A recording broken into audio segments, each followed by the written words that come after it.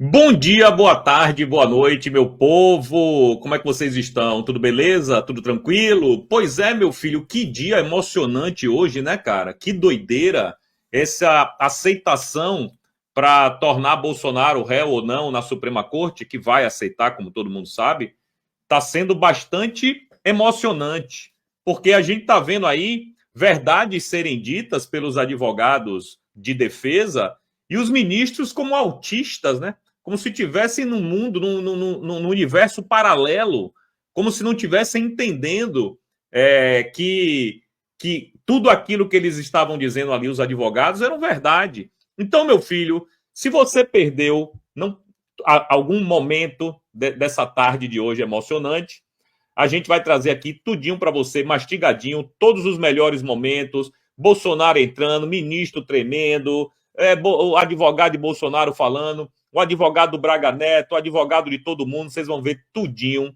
direitinho aqui. Como tem muita coisa e hoje a gente tem o nosso convidado, que é um palhaço, não sei nem por que eu trago esse sujeito aqui, porque não entende nada de nada, mas a gente gosta dele mesmo assim.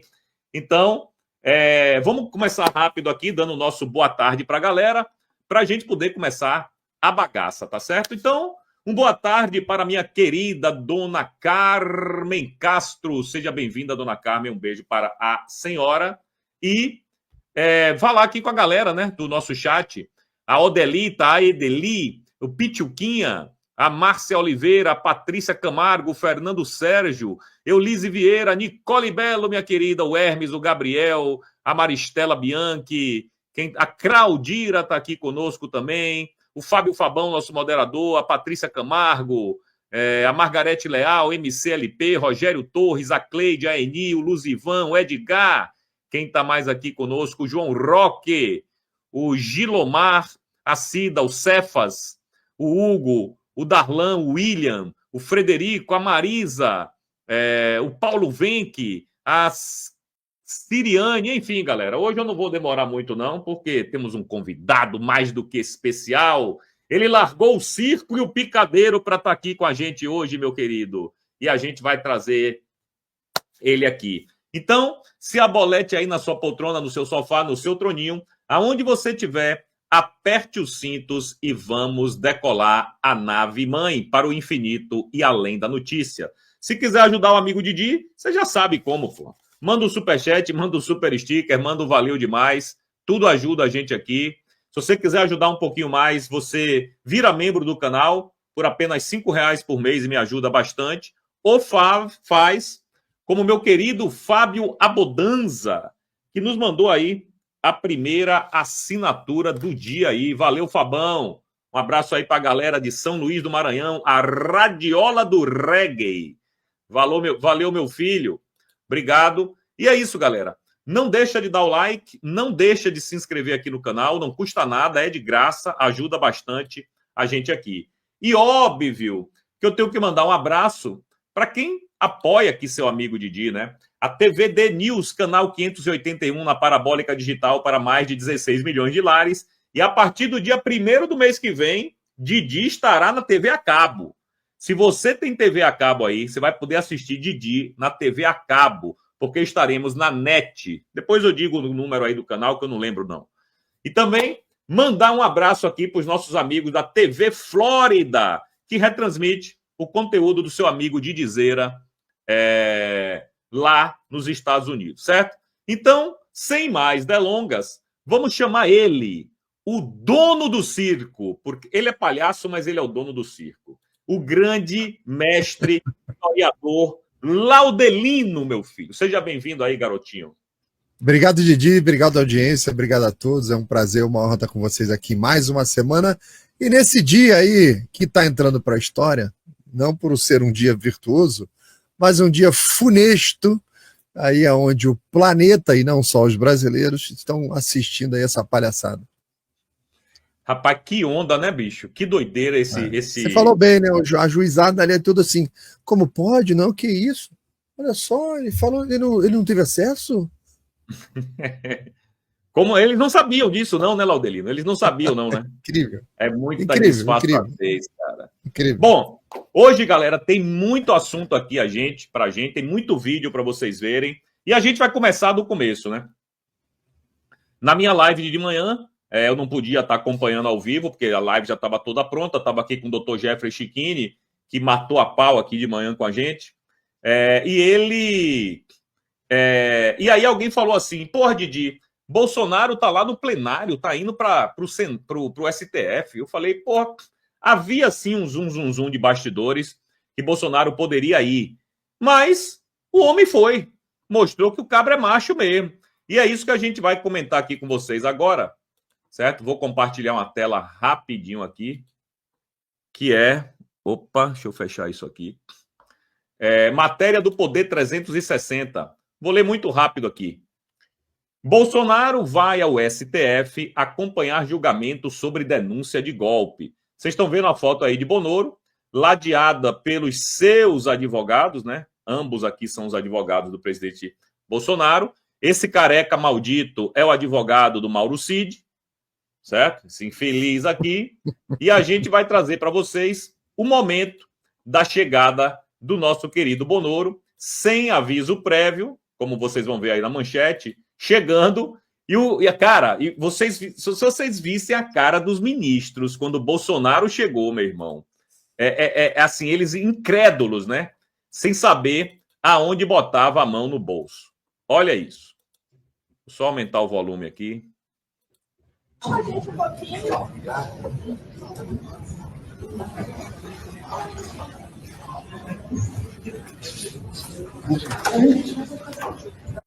Fala com a gente um pouquinho. Chegada aí do Bonoro. De banho tomado, cabelo arrumadinho.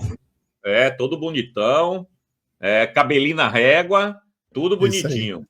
Aí Bonoro chegando. Eu tenho um outro take aqui, né? De um outro ângulo. A gente vai ver aqui Bonoro chegando em um outro ângulo. E chegou, né? Para marcar território mesmo, né? Chegou mijando, né? Exatamente. Aí Bolsonaro chegando lá no plenário do STF. Vocês estão vendo aí que os ministros ainda não estavam sentados em suas cadeiras, né? Mas na hora que os ministros viram Bonoro, rapaz, deve ter dado um tremelique desgramado. Meu querido Laudelino, deixa eu só botar a foto aqui do Bonoro para a galera ver e fazer uma comparação rapidinho aqui antes de passar para você, que é o seguinte, galera. Olha essa foto aqui, porque recordar é viver. Olha essa foto aqui.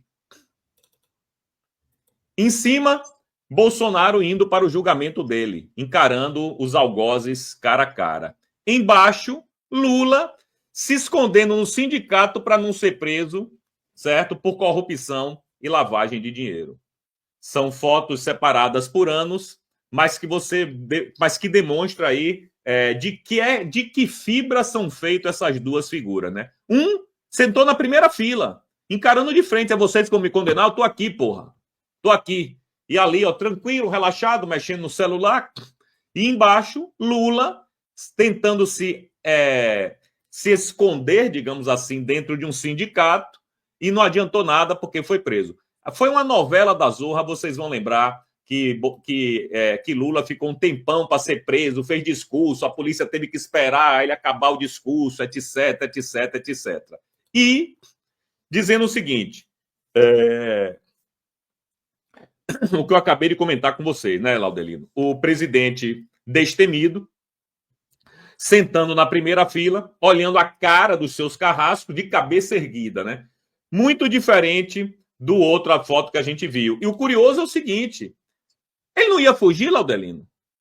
Ele não ia se amar numa embaixada, ele não ia pegar voo para os Estados Unidos, ele não ia para a Argentina, e o cara lá sentado na primeira fila, meu irmão? Me conte aí. Me lembrou, sabe o quê? Lembra da Betinha, rainha da Inglaterra na Segunda Guerra Mundial? Que o pessoal também, né? Então, não, vai embora, vai todo mundo, a família real vai toda embora. Ficou lá, ficou no bombardeio, estava no metrô, ajudando as pessoas como enfermeira, ajudando. Isso dá um pouco, né? Porque da dimensão do que é a liderança, né? O líder nada mais é do que uma pessoa que guia pelo exemplo, né? É diferente do chefe, que é o cara que manda, porque ele que tem o controle do contra-cheque do emprego das pessoas, aí todo mundo obedece o cara, porque senão perde o emprego e tal. Isso é o chefe lá, tá? O líder é o que ele faz. Agora você imagina, Didi, Brasil num estado de guerra contra uma nação estrangeira, aí é o Lula. Primeira coisa que ele vai fazer é se esconder para salvar o rabo dele, né? E depois vai mandar um general tomar conta da guerra lá e vai ficar escondido, esperando acabar. Vai se esconder também. O general também vai se esconder. Porque a qualidade dos que a gente tem aí, meu irmão. Não, tem uma turma boa aí. Só estão nos postos errados, né? Esse que é o problema. Pois é. Né? Não, então, aí quando você vê uma situação dessa, eu estava torcendo para que ele fosse mesmo, né? Eu estava torcendo muito. Me lembrou hoje uma situação no governo dele, quando ele apareceu de surpresa no STF, você lembra disso? Não tinha nada de um julgamento para ele, não. Ele entrou lá e sentou lá. Aí ele sabia o que fazer. Meu Deus. Aí foi a mesma coisa hoje, né? Então, mas é diferente, né? Você tá olhando ali na cara do sujeito e tal. É bem diferente. Não, e fica um registro para a história. Tem várias coisas, né? Várias coisas que ajudam nisso aí. Desculpa interromper, Didi. Não, a presença dele ali, ela vai provocar outras situações também. Por exemplo, essa audiência hoje vai acabar. Quando essa audiência acabar e ele sair lá de dentro, algumas pessoas podem ser entrevistadas. Os ministros talvez não sejam entrevistados. Mas daquela sala inteira, me diga aí, quem é a pessoa que a imprensa vai querer entrevistar? E ele falou. A gente tem aqui o vídeo dele. Ele falou com a imprensa, os advogados de quase todo mundo falou também. É isso, né, cara? Ele foi o centro das atenções. Exatamente. Mais tarde vai ter mais. E outra coisa, o mundo tá vendo. É isso que eu ia falar. É exatamente isso que eu ia falar. Dizem, eu não posso garantir, não posso dizer se sim ou se não, saiu na imprensa, saiu na mídia, isso aí, que Trump está acompanhando o julgamento. Eu acho difícil, viu, Laudelino? Não, ele não entende português, não tem legenda, ele vai depois ter os cortes, vai dar um resumo para ele lá. Exatamente, é exatamente o que eu acho. Vai ter aquele briefing, ele vai ser briefado de exatamente o que aconteceu. Se ele tiver interesse, ele vai dizer, não, quero ouvir o que o presidente falou, quero ouvir o que o ministro falou. Aí o nego prepara os cortes e entrega para ele. Mas dizer que Trump está pagando o mundo inteiro para assistir o julgamento de Bolsonaro, aí também é demais também, né, Gabi? Não. Mas vamos lá. Vamos lá, tenho aqui Tenho aqui a palavra do advogado do presidente Bolsonaro, que colocou no Twitter o seguinte, galera. É o Paulo Cunha Bueno, que não foi o advogado que fez a sustentação oral, ok? O presidente Bolsonaro tem 3 ou 4 advogados, se eu não me engano. Hoje tem início o julgamento na primeira turma do STF, que decidirá sobre o recebimento ou não da denúncia apresentada contra o presidente Bolsonaro e outros 7 acusados, entre eles o general Braga Neto. A despeito de não ser mandatório, o presidente Bolsonaro comparece pessoalmente à sessão de julgamento, a um só tempo, prestigiando sua defesa e deixando claro que irá enfrentar a acusação injusta e absurda formulada pela PGR, sem jamais se furtar a quaisquer atos do processo. É aquilo que a gente já tinha discutido aqui, meu querido Laudelino. O homem encarando de frente mesmo, não está nem aí, destemido e bola para frente. Você viu ontem no podcast do Inteligência Limitada ele dizendo quanto já custou para ele? Quanto que ele já pagou de advogado? 8 milhões. 8 milhões. Né? 8 milhões de reais. Acho que tá na hora da gente fazer um Pix para ele, bicho. Ele botou o Pix ao vivo, tu viu? Ele falou, quer ver entrar 10 mil reais aqui? Aí mostrou lá. O cara trouxe o celular, já tinha ido já. Isso aí, sabe o que é? O povo brasileiro, ele é muito carente de lideranças, de exemplos, de você poder ter na parede da tua casa, assim, uma foto de um líder brasileiro, uma referência. Pode ser um ator, pode ser um historiador, pode ser um político, pode ser um jogador de futebol, pode ser um cantor, mas sumiu da parede do brasileiro. Sumiram as referências. Antigamente tinha. A única coisa que resta na parede dos brasileiros, graças a Deus, senta nas casas, ainda está lá Cristo. Nosso Jesus Cristo está lá ainda na parede de muitas pessoas. Quanto mais humilde, mais certo de você encontrar. Verdade. Quanto mais rico, mais asséptica é a casa. Verdade. Não tem prateleira, não tem estante, não tem nada. uma casa niilista, digamos assim. É, Bom, galera, aquela casa de arquiteto. isso, exatamente. O pé direito tem 50 andares de altura, a porta tem 5 andares, né, Nossa, brother? parece que vai entrar uns Anunnaki ali, né? E o pior é que não tem um crucifixo mesmo. Tem tudo isso Não e não tem. tem um crucifixo, cara. Eu lembro uma vez, ficou famoso que não sei se foi o Gugu, sei lá, alguém entrou numa casa dessa, aí perguntou assim, você gosta de literatura, gosta de ler? Pessoas que falou que sim, e aí eu acho que o Gugu falou, pega um livro aí qualquer pra gente ver. Cara, eles rodam a casa inteira, não tem um livro na residência. É inacreditável. Bom, galera, eu vou trazer aqui para vocês agora, para mim, eu vi quase todas as defesas, né? Não assisti ao vivo lá na hora, mas eu vi o corte de quase todas as defesas, a gente vai trazer para vocês aqui.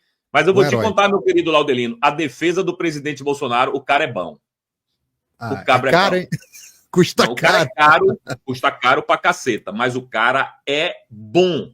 E eu o que você viu, Didi, é o seguinte, é quando a vocação encontra a técnica.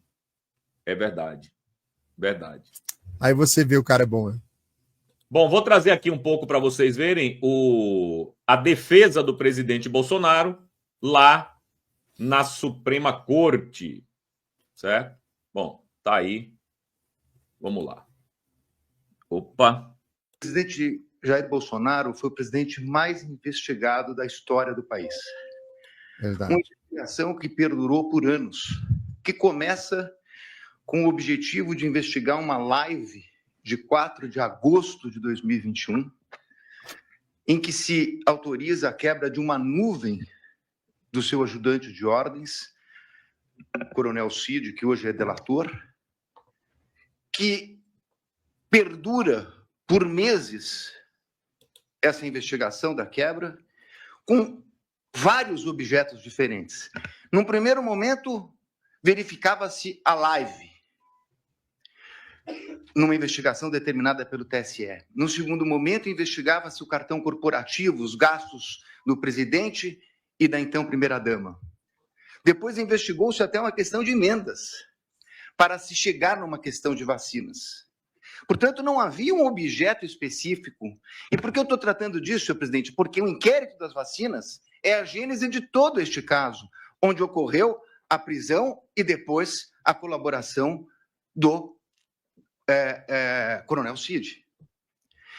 E o que se achou, senhor presidente, depois de tudo isso? Que foram determinadas buscas e apreensões, foi feita a quebra de nuvens, o presidente foi investigado, buscas e apreensões. O que se achou com o presidente? Absolutamente nada. E com todo o respeito e com toda a vênia, ilustre Procurador-Geral da República, eu contesto essa questão do documento achado no do Partido Liberal.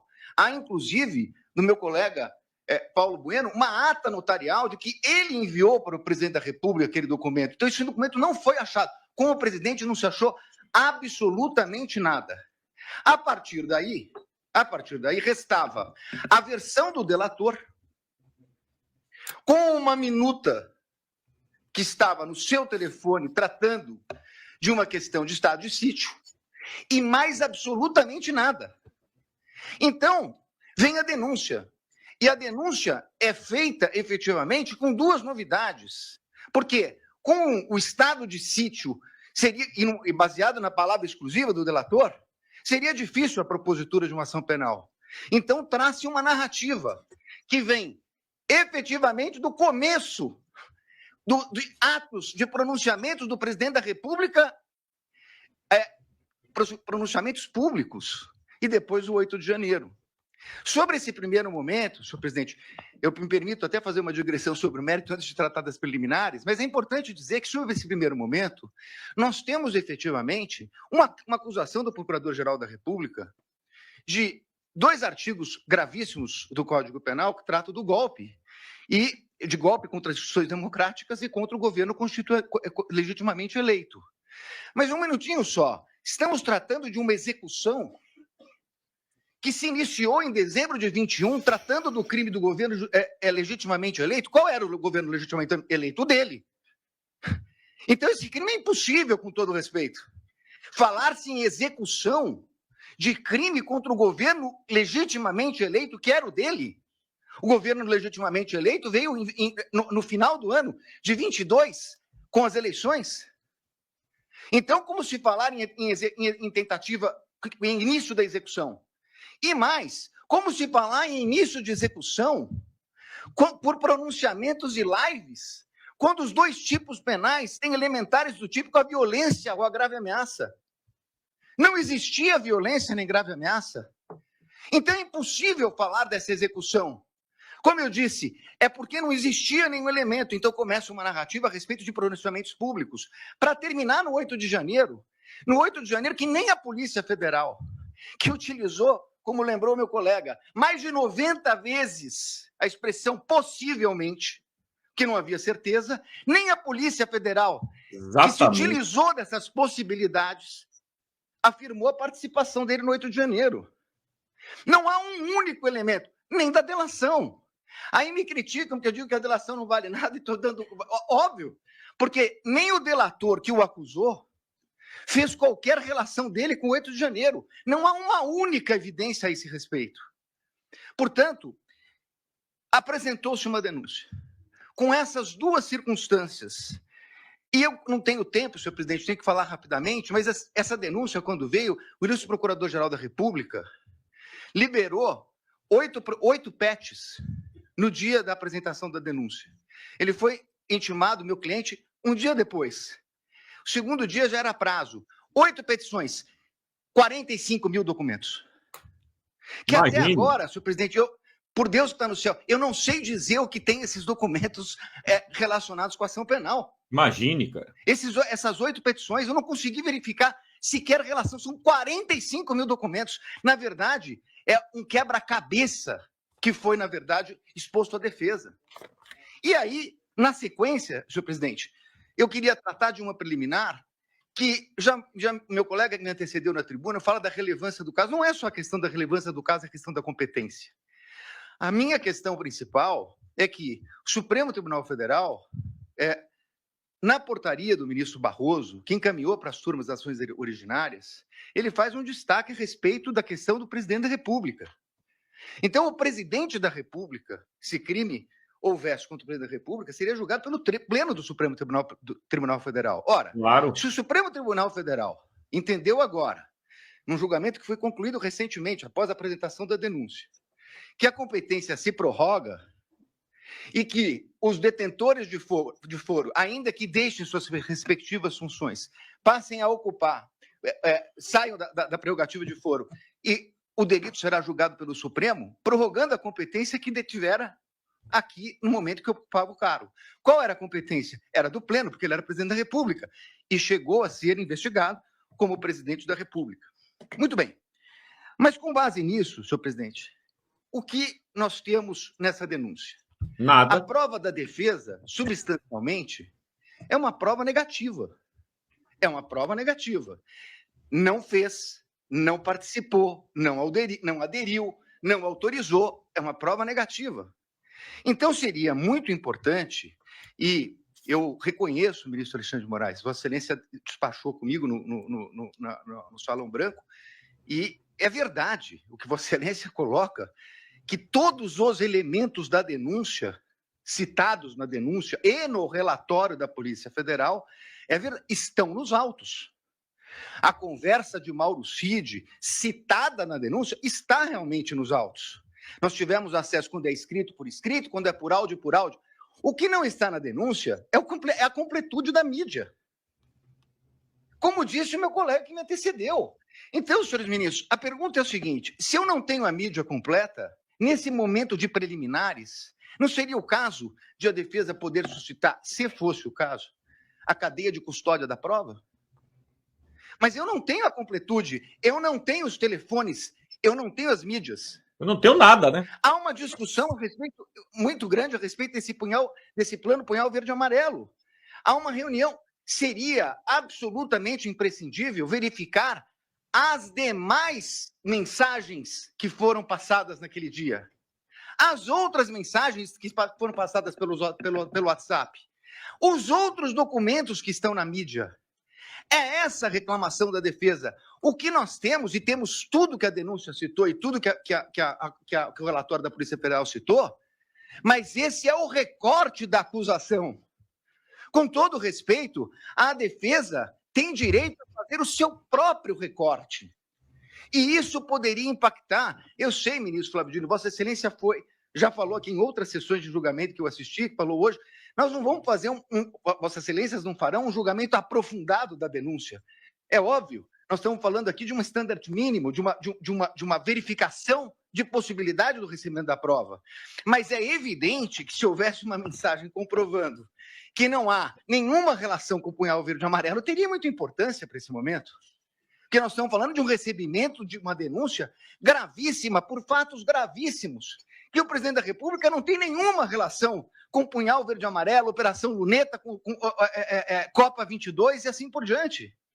Então, a verificação das trocas de mensagem, a partir do momento que Correios dizem que falaram com o Comando Militar, que pediram audiência no Planalto, na Alvorada, que tiveram lá, o que disseram? Isso não consta. É essa a importância de verificar toda a questão.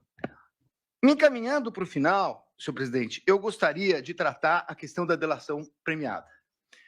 E aqui eu queria tratar de duas questões, que inclusive estão sendo confundidas. Aliás, tudo que fala a defesa na imprensa sai de uma forma um pouco distorcida. O que foi questionado pela defesa, ministro Zanin, é o fato de que o delator rompeu com o acordo quando vazou a delação. E saiu na revista Veja. Diz ele que foi um desabafo. É estranha essa expressão, desabafo, porque no desabafo ele diz que não tinha voluntariedade. Isso não é um desabafo. Na versão dele atual, isso teria sido uma mentira. Mas vai lá. Falou com o primo, com o irmão, com o cunhado. Senhor presidente, a lei não autoriza o delator, o contrato de colaboração, não autoriza o delator a falar nem com o irmão, nem com o cunhado, nem com a mãe. Não autoriza. Nem com ninguém, ele, né? Inclusive, está proibido até de ter contato com o pai, salvo engano mesmo, a partir de um determinado momento, que era investigado. Se ele falou com o cunhado, e se isso foi vazado, essa é uma responsabilidade dele. Dir-se-á, mas essa é uma questão formal. É verdade, é uma questão formal. Só que mais adiante vem uma questão de que a Polícia Federal diz que ele mentiu, omitiu e se contradisse. E aí, senhores ministros, essa é a minha maior crítica, a questão da delação. Por quê? O Supremo Tribunal Federal, num voto de grande detalhamento do ministro Dias Toffoli, diz o seguinte: delação é um meio de prova. O delator conta uma história, as autoridades buscarão as provas de corroboração. E só assim ela poderá ser utilizada. O que aconteceu nesse caso? Ele falou, segundo a Polícia Federal, ele mentiu, omitiu e se contradisse. E então, há uma audiência para que ele tivesse oportunidade de se corrigir. Mas aí, com todo respeito, há uma inversão. Exatamente. Porque, na verdade, não é o Estado que foi buscar as palavras de corroboração dele. O Estado foi buscar as provas de corroboração do que ele disse. É o contrário. O Estado trouxe indícios e ele se adequa aos indícios trazidos pelo Estado. É completamente o inverso. Com todo respeito, ministro, é o inverso. O delator tem que falar e o Estado tem que trazer as provas para condenar alguém. O que aconteceu aqui é que ele falou, mentiu, e o Estado tinha indícios, e aí ele se adequa ao Estado. E aí, com todo respeito, vem a denúncia do seguinte, inclusive, o colaborador, nessa versão do colaborador, corroborada pela Polícia Federal. Não, desculpe, ele não foi corroborado pela Polícia Federal. É o colaborador que corroborou a versão da Polícia Federal. Exatamente. É exatamente o inverso disso. E numa audiência que se traduziu numa coleta de provas. E essa é a insurgência da defesa. Porque, nesse momento, essa coleta só poderia ser feita, com todo respeito, pelo procurador, pela polícia, e não pelo Poder Judiciário. Então, senhores ministros, para terminar, eu quero dizer o seguinte. Eu entendo a gravidade de tudo o que aconteceu no 8 de janeiro. Mas não é possível que se queira imputar a responsabilidade ao presidente da República, ou colocando como líder de uma organização criminosa, quando ele não participou dessa questão do 8 de janeiro. Pelo contrário, ele a repudiou. E mais do que isso, ministros, nesse tempo que não é possível discutir a questão aprofundada de provas, é importante dizer, senhor presidente, que enquanto a Polícia Federal fala possivelmente, enquanto a denúncia traz conjecturas, como a impressão de um documento no Palácio que teria tido conhecimento dele, o fato concreto é que o acusado de liderar uma organização criminosa para dar golpes socorreu o ministro da Defesa, nomeado pelo presidente Lula, porque o comando militar não o atendia. Foi o presidente que determinou a transição. Foi o presidente que determinou que eles atendessem o ministro da Defesa que assumiu em 1º de janeiro. Portanto, encerrando, ministro, não é possível que se queira dizer que é compatível com uma tentativa de golpe com o uso do comando militar quando o presidente da República autoriza a transmissão do poderio limitar no começo de dezembro. No começo de dezembro, antes da data do dia 15, antes da data do dia 11. E, portanto, senhores ministros, eu ratifico as nulidades que foram colocadas na minha peça, apreciada por Vossa Excelência, e peço a rejeição da denúncia e agradeço pela atenção. Muito obrigado, senhor presidente. Bom, e você deve ter anotado um bocado de coisa aí que eu já te conheço. Eu também anotei umas coisas aqui que eu gostaria de comentar e já te passo a bola. A primeira é aula. O advogado do presidente Bolsonaro simplesmente mostrou aos ministros o que deveria ser uma defesa correta, porque ele disse que tinha 45 mil documentos. E além de que ele não ter tido tempo de ver os 45 mil documentos, porque a defesa só teve 15 dias para apresentar sua defesa, os documentos vieram como um quebra-cabeça, Laudelino, não vieram cronologicamente entregues para ele. Outra coisa que me chama a atenção, e eu vou te contar, isso é o que mais me dói. Um julgamento tão importante de um ex-presidente da República, o advogado do presidente tem 15 minutos. 15 minutos para defender o presidente, cara. Tudo bem que não é o julgamento propriamente dito, mas, pelo amor de Deus, eu acho que a defesa deveria ter o tempo que ela quisesse, né? Tipo assim, 2 horas, 3 horas, um dia que fosse, entendeu? Para cada um daqueles ali dar o seu veredito. Já vou te passar a bola. A outra coisa, ele fala muito bem, né? Que tudo que foi apresentado pela Polícia Federal, pela PGR, são provas negativas. O presidente não fez, não participou, ouvi dizer, né? É toda aquela narrativa que a gente já comentou aqui durante muito tempo. Falou da delação do Mauro Cid, só faltou chamar o Mauro Cid de mentiroso ali, né? Como outros advogados também. Chamou. Exatamente. Então, assim, é um corolário de informações aí que o advogado do presidente Bolsonaro teve 15 minutos para fazer. E ele fez brilhante, ele fez do limão uma limonada, Laudelino. Eu fiz várias anotações aqui, Didi, mas aí eu posso resumir tudo numa só. Porque a gente tem vários outros vídeos para passar, tem bastante coisa para comentar, então eu vou resumir o seguinte. O que ele está reclamando é que ele é o advogado de um determinado jogador de futebol, e o presidente do clube acabou de dizer para ele que o jogador dele jogou muito mal uma partida e mandou para ele o VT do gol que tomou. Aí, seleção brasileira, tomou 7-1 da Alemanha. Aí o cara recebeu o VT dos gols que o Brasil recebeu. Ele falou, aí, tá vendo? O teu jogador jogou muito mal. Aí ele falou, eu preciso do vídeo inteiro. Eu preciso ver a partida. Se eu não assistir a partida, eu não posso te dizer. Você só me mostrou um gol aqui, ó. Teve um gol aqui, teve um outro gol ali, eu não estou vendo a partida. Agora, eu tenho que defender o jogador aqui, se ele jogou bem, se ele jogou mal, sem ver o VT. E detalhe, o jogo tem 1h30, 2 horas, porque teve prorrogação, não sei o quê, um exemplo, né? E você só me permite ver 10 minutos de partida. Como que eu vou conseguir ver o jogo inteiro se você não me dá o VT? Eu não tenho tempo para ver. E como? É impossível. Então, o que ele está demonstrando ali é a impossibilidade. E a impossibilidade diante da justiça é a não justiça. Quando você entrega lá 1 milhão de documentos e dá o cara 15 dias para ele analisar aquilo tudo, já é feito para não ter análise. Exatamente. Não tem como. É inviável, é impossível. Aí o cara vai para a defesa é 15 minutos. Aí eles vão decidir, daqui a pouco a gente vai falar se vai para o pleno ou se vai. É o julgamento mais importante dos últimos anos do tribunal.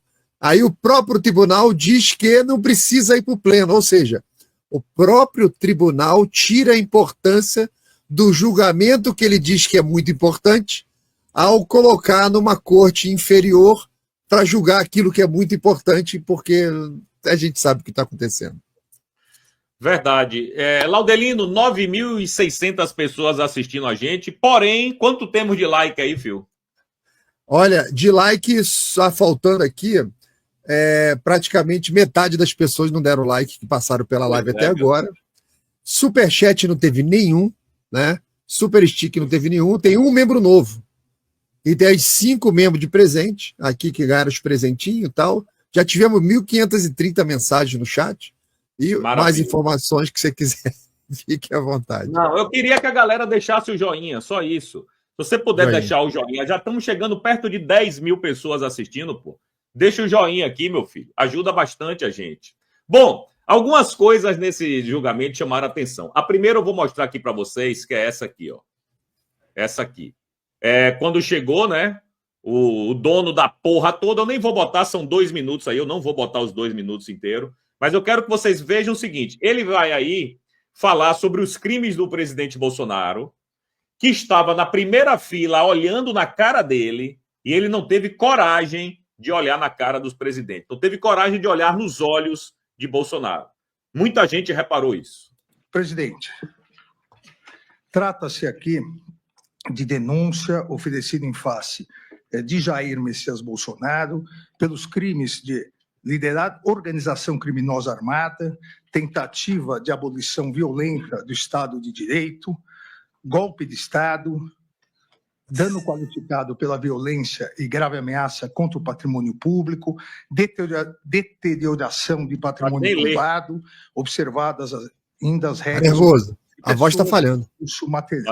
Além de denúncia oferecida em face de Alexandre Ramagem, Almir Garnier, o papel está tremendo, hein? Anderson Gustavo Torres, Augusto Heleno, Ribeiro Pereira, Mauro César Barbosa Cid, Paulo Sérgio Nogueira de Oliveira, Walter Souza Braga Neto. Em relação a todos esses, a denúncia foi oferecida pela prática das condutas de organização criminosa armada, tentativa de abolição violenta do Estado Democrático de Direito, golpe de Estado.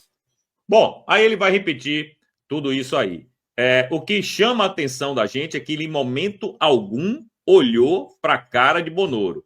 E o Laudelino chamou a atenção para uma coisa que todo mundo chamou, ele estava nervoso, estava tremendo que nem vara verde, e tem um videozinho que mostra exatamente isso. Mas eu acho que esse foi o que eu acabei de mostrar. Deixa eu pegar aqui o vídeo.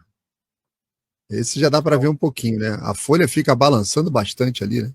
Exatamente, é esse vídeo mesmo. Eu vou mostrar aqui o vídeo da folha balançando muito, cara. Parece um Parkinson, né?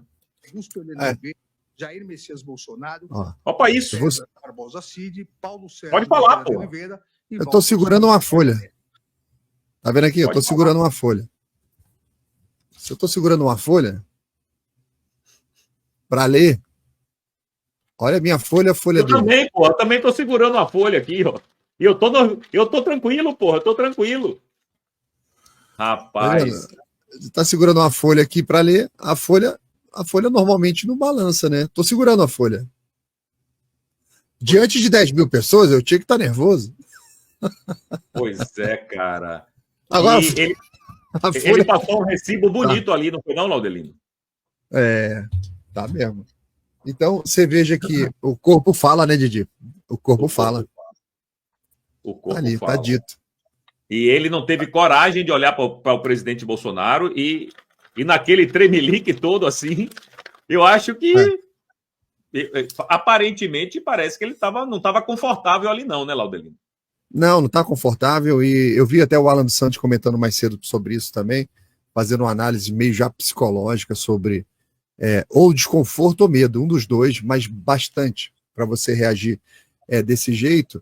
E veja, isso acontece quando a pessoa está fundada em nada, né, cara? O que ela está fazendo ali, ela consegue ali fazer aquela pose pública, mas no seu íntimo, né?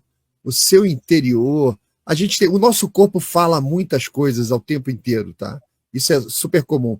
Tem uma pesquisa que o Olavo de Carvalho comenta lá bem no comecinho do seu seminário, que ele fala sobre uma pesquisa que foi feita nos Estados Unidos, onde existia um jogo de baralho que era viciado, você sempre ia perder. Então você ficava distribuindo as cartas, até que chegava uma hora lá pela carta 80, o cara olhava e sentia que tem treta nesse jogo. Só que como o cara estava cheio de sensores, o estudo mostrou que a mão do cara começava a transpirar, sentindo que era treta na carta 22. O corpo, antes dele conseguir raciocinar e encontrar a lógica do negócio, lá na carta 80, na carta 22 o corpo já estava dizendo, tem treta nisso aqui. Isso é instinto para o cara fugir, isso é instinto para o cara se arrancar, né? Isso é o instinto da nossa evolução, faz parte. Então você vê ali, quando o cara está tremendo, ele está conectado com aquele tronco R, que é o tronco mais antigo que a gente tem na nossa evolução, que é a parte primordial ali do cérebro, a parte bem do tronco aqui atrás, onde estão os instintos, né? O instinto de correr, de matar, de se alimentar, reproduzir, está tudo ali. E ali está ele tem um controle. Aquilo ali tem um controle. Aquilo ali está assim para ele, corre daqui, vai embora. Está dizendo para ele sair correndo do tribunal. A gente passa por essa situação na vida. Tem situações que você está, que alguma coisa dentro de você fica falando assim, corre, vai embora daqui. Não, e o curioso é assim, quando você está tranquilo, senhor de si, quando você sabe que você fez um trabalho digno, limpo, honesto, você vai lá, meu irmão, faz seu trabalho e está tudo certo. Agora, quando você sabe de antemão que você está fazendo merda, que o Brasil inteiro está te olhando e que aquilo que você está fazendo não é correto, você já chega lá no tremelique. Bom, eu já tremei assim, já tremei. Assim, quando eu peguei o boletim, lembra quando eu tinha a nota vermelha? Aí você ia trazer para os seus pais assim. Papai, pois é. Vê a nota aqui.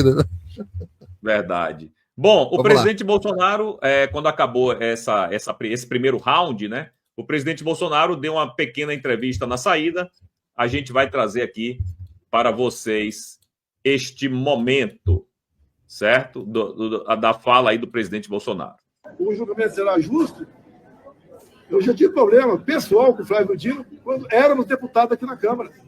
Ele me processou. Foi um processo que agiu contra mim quando era governador, lá do Maranhão.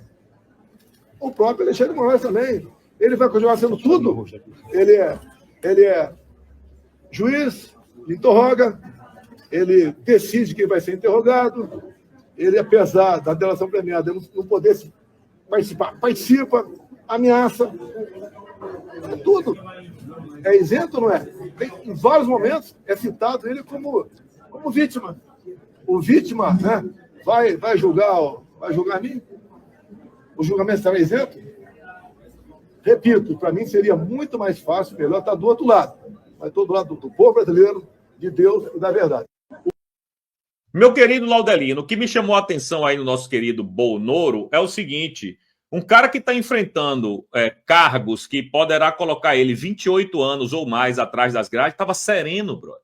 Não estava tremendo, estava sereno, estava tranquilo, enfrentando os repórteres ali. O cara podia perguntar o que quisesse para ele, que ele estava respondendo de boa, né? Ele é que devia estar tremendo, o Bolsonaro, e está lá tranquilo. Desde a facada, o Bolsonaro colocou mesmo na cabeça que ele está em missão, né? Ele recebeu uma oportunidade de mudar o Brasil e está mudando.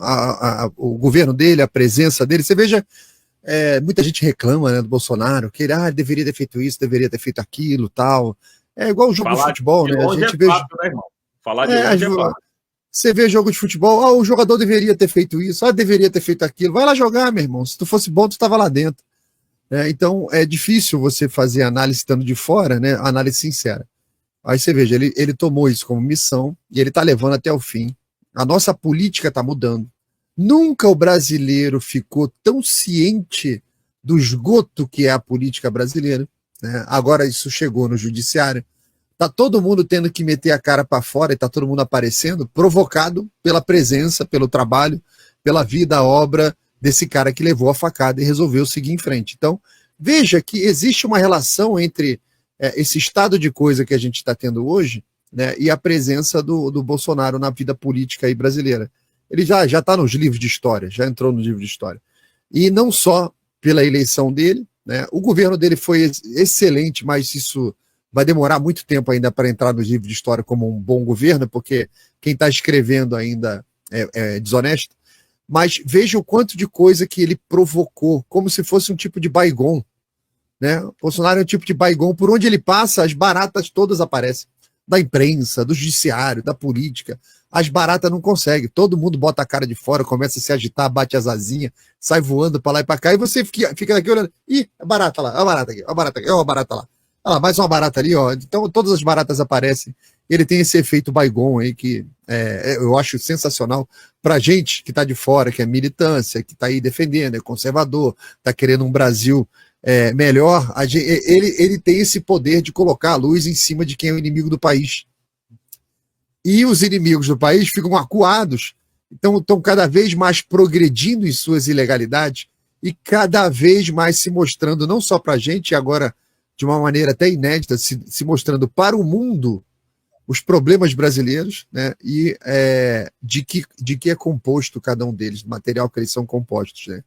E, Didi, tá chegando a Magnitsky aí, vai Tomara. ser lindo. Vai ser lindo, vai ser lindo. Mas sabe uma coisa que meio que tumultuou o dia de hoje, que a gente vai falar a partir de agora? A detenção do doutor Sebastião Coelho e o impedimento de deputados da oposição de participarem do julgamento, galera. Então, óbvio que a gente vai comentar sobre isso, né? Eu mandei uma mensagem para o doutor Sebastião, ele não me respondeu ainda, que eu queria saber o que é que rolou com ele, mas olha o que diz aqui, 10.200 pessoas assistindo a gente, galera. Deixe seu joinha aí, porra. Deixe seu joinha aí, por favor. Olha o que diz aqui a Revista Oeste. Sebastião Coelho é detido no STF. O ex-desembargador Sebastião Coelho foi detido no STF nessa terça-feira em flagrante delito por suposto desacato e ofensas ao tribunal. Presidente do STF, Luiz Roberto Barroso, determinou a lavratura de um boletim de ocorrência sobre a situação. Coelho é advogado de Felipe Martins, ex-assessor da presidência para assuntos internacionais e um dos acusados pela PGR, por suposta tentativa de golpe de Estado. O caso de Martins, contudo, não está em análise hoje. De fato, não está em análise hoje, mas ele tinha direito de participar, porque é tudo conjugado, né? Um inquérito está amarrado no outro, que está amarrado no outro, que está amarrado no outro.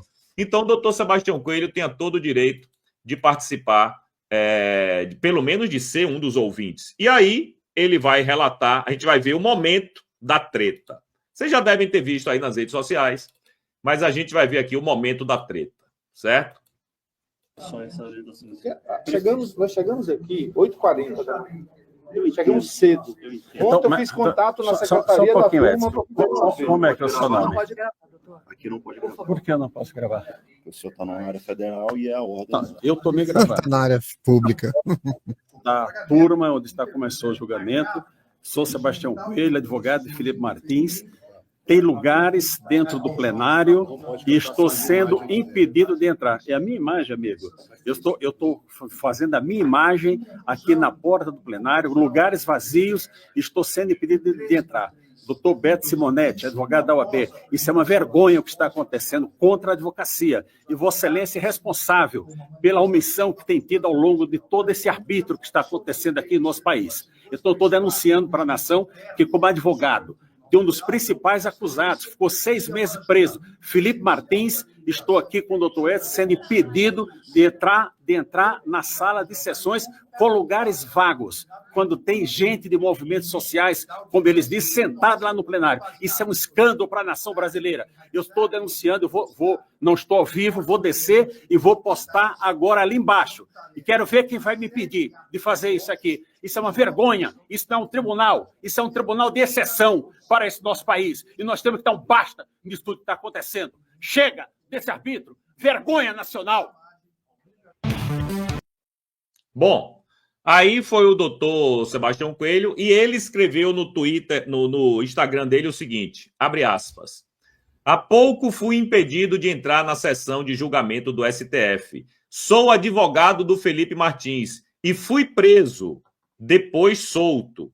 Ou seja, de fato, ele foi detido. Quer fazer algum comentário antes de eu colocar aqui a entrevista dele, coletiva, Laudelino? Tenho. Comentário importante é o seguinte, se você olhar os vídeos, às vezes tem mais do que um, você vê que os seguranças já ficam seguindo o Sebastião Coelho. Já ficam seguindo, ou seja, teve premeditação aí na não permissão dele entrar lá. Foi premeditado. Ele foi enganado. Ocorreu uma pequena perfídia hoje ali também. Tem uma hora que um funcionário ali chega para ele e chamou ele para ir para um outro acesso. Vamos aqui pelo outro caminho, outro acesso, e nesse outro acesso ele foi levado para uma salinha lá para receber a ordem de prisão, tal como fizeram no 8 de janeiro, no pessoal do acampamento. Ele foi enganado, ele fala disso. Ele fala, vamos aqui para um outro acesso, vamos aqui para um outro local, ele foi com outro advogado tal, e o advogado que estava com ele é ex-PM. Aí falou assim, ó, é treta, Bino. Bino, isso aí tem treta. É cilada. Aí quando chega lá, é cilada, Bino. Aí ele recebe a voz de prisão, aí tem toda aquela discussão ali, natural, nesse momento.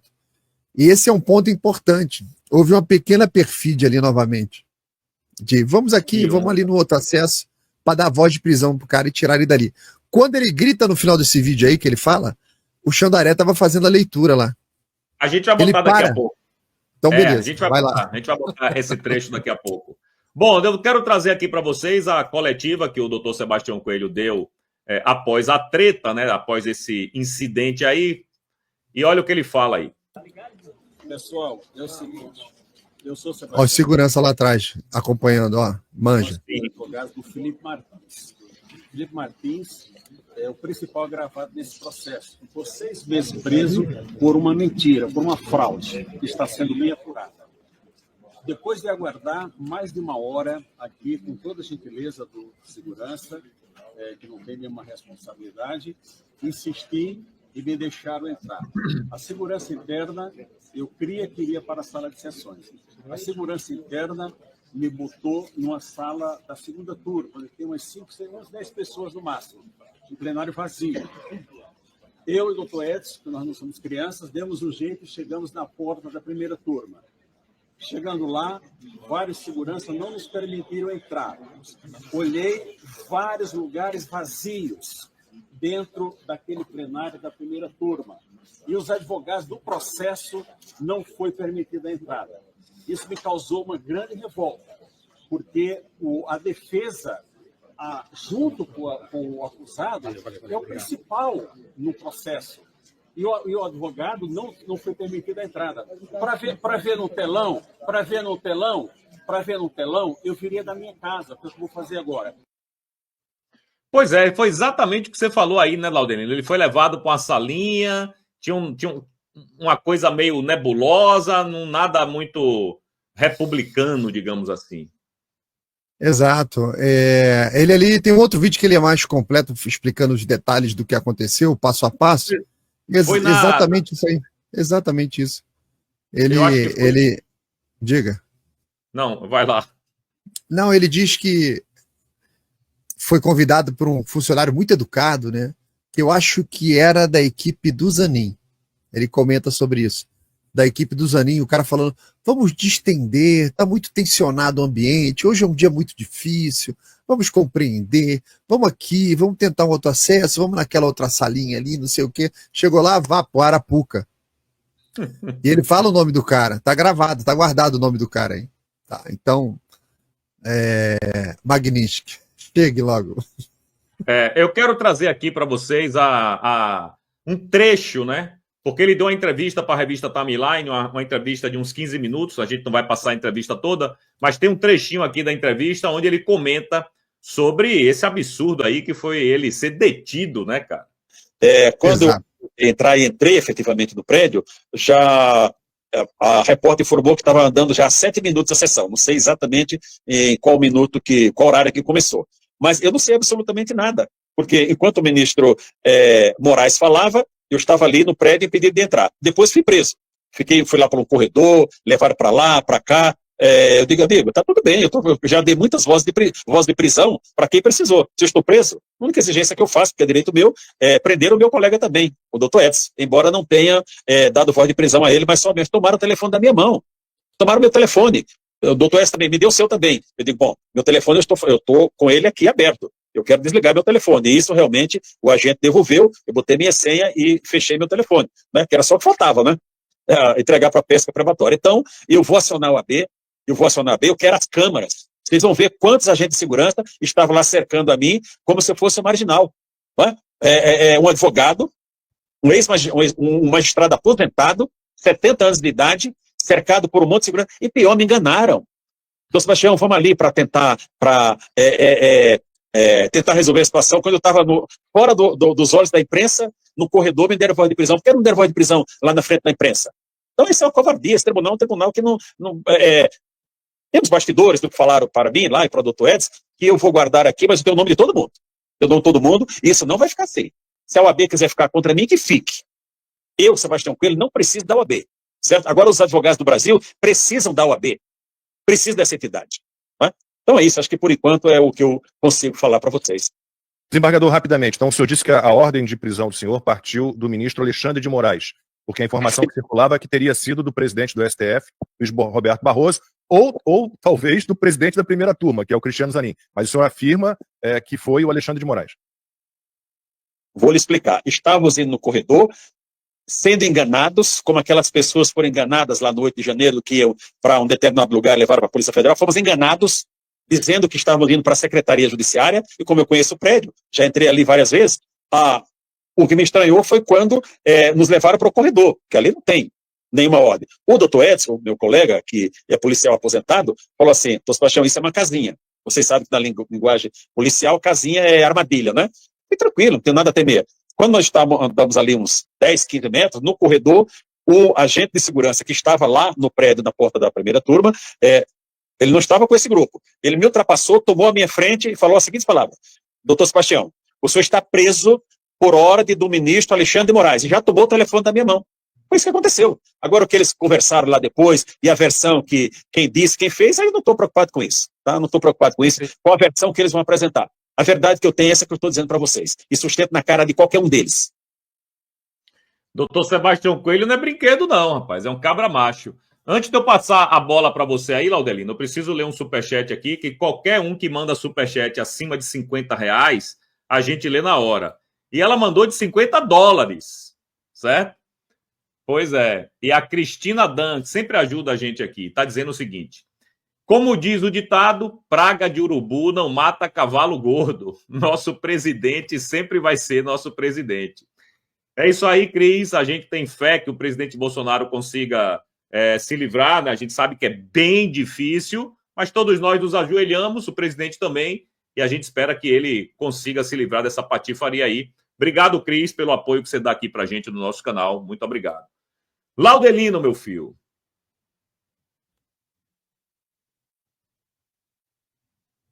É para comentar o superchat da Cris, que foi lindo, né? Foi lindo. Não precisa comentar o superchat da Cris, não. Eu quero só mostrar uma coisa. Foi lindo mesmo. Eu quero só mostrar o que a Bárbara te atualizei e colocou no Twitter dela. Boa. Chefinha. Sua amiga, né? Sua amigona aí. Foi. Chefe, foi minha chefe também. Pois é. Ela disse o seguinte.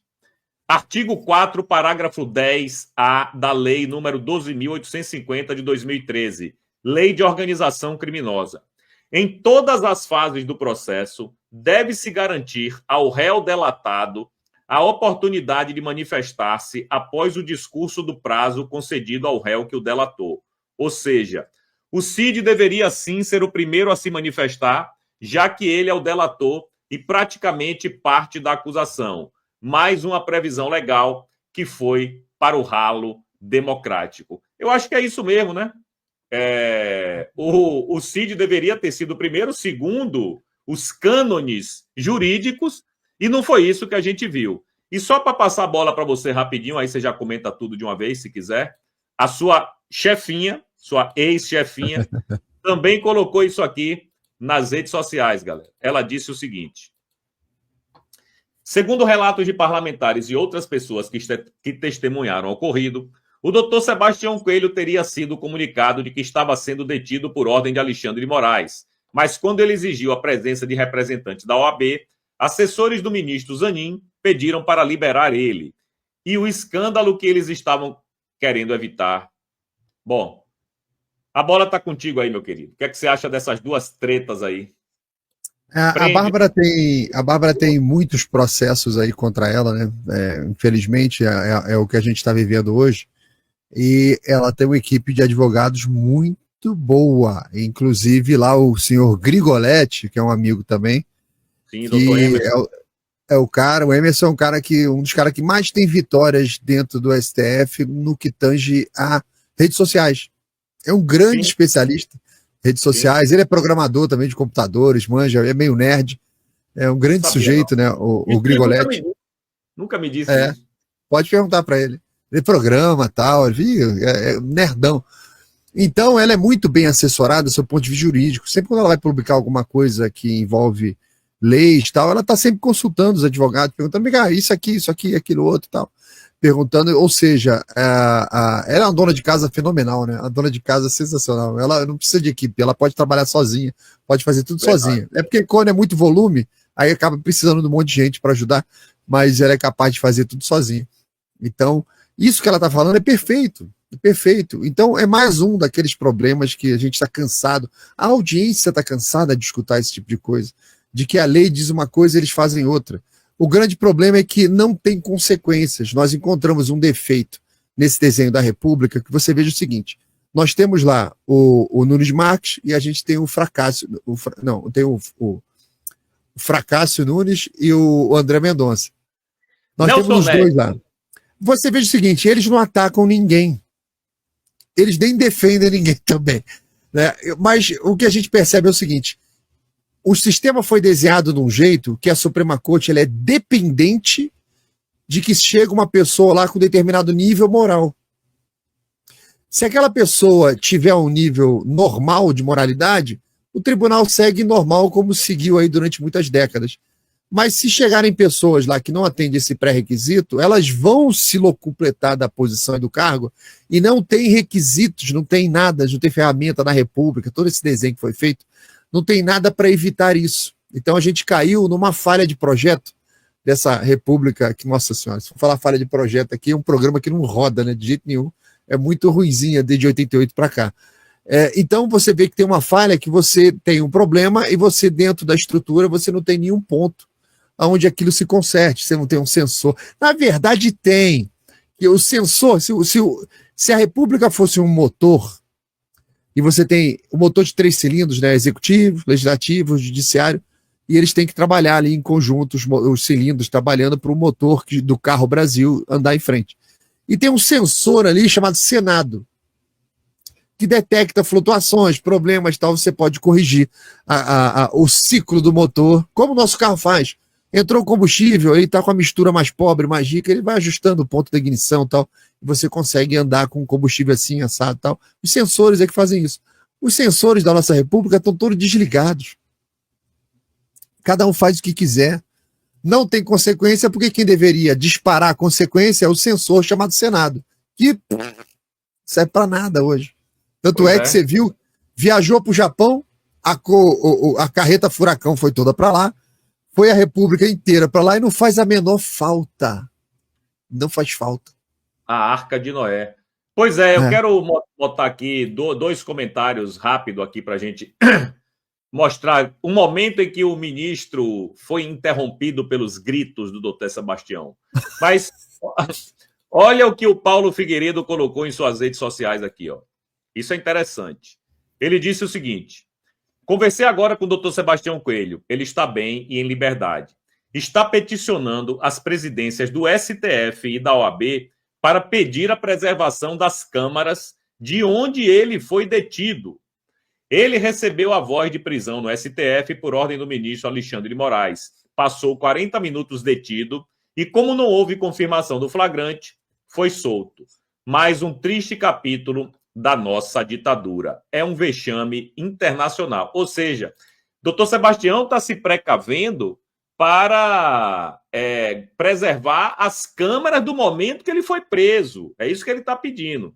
Se vão fazer ou não, eu não sei. E só para completar rapidinho aqui, o Deltan Dallagnol disse o seguinte: absurdo.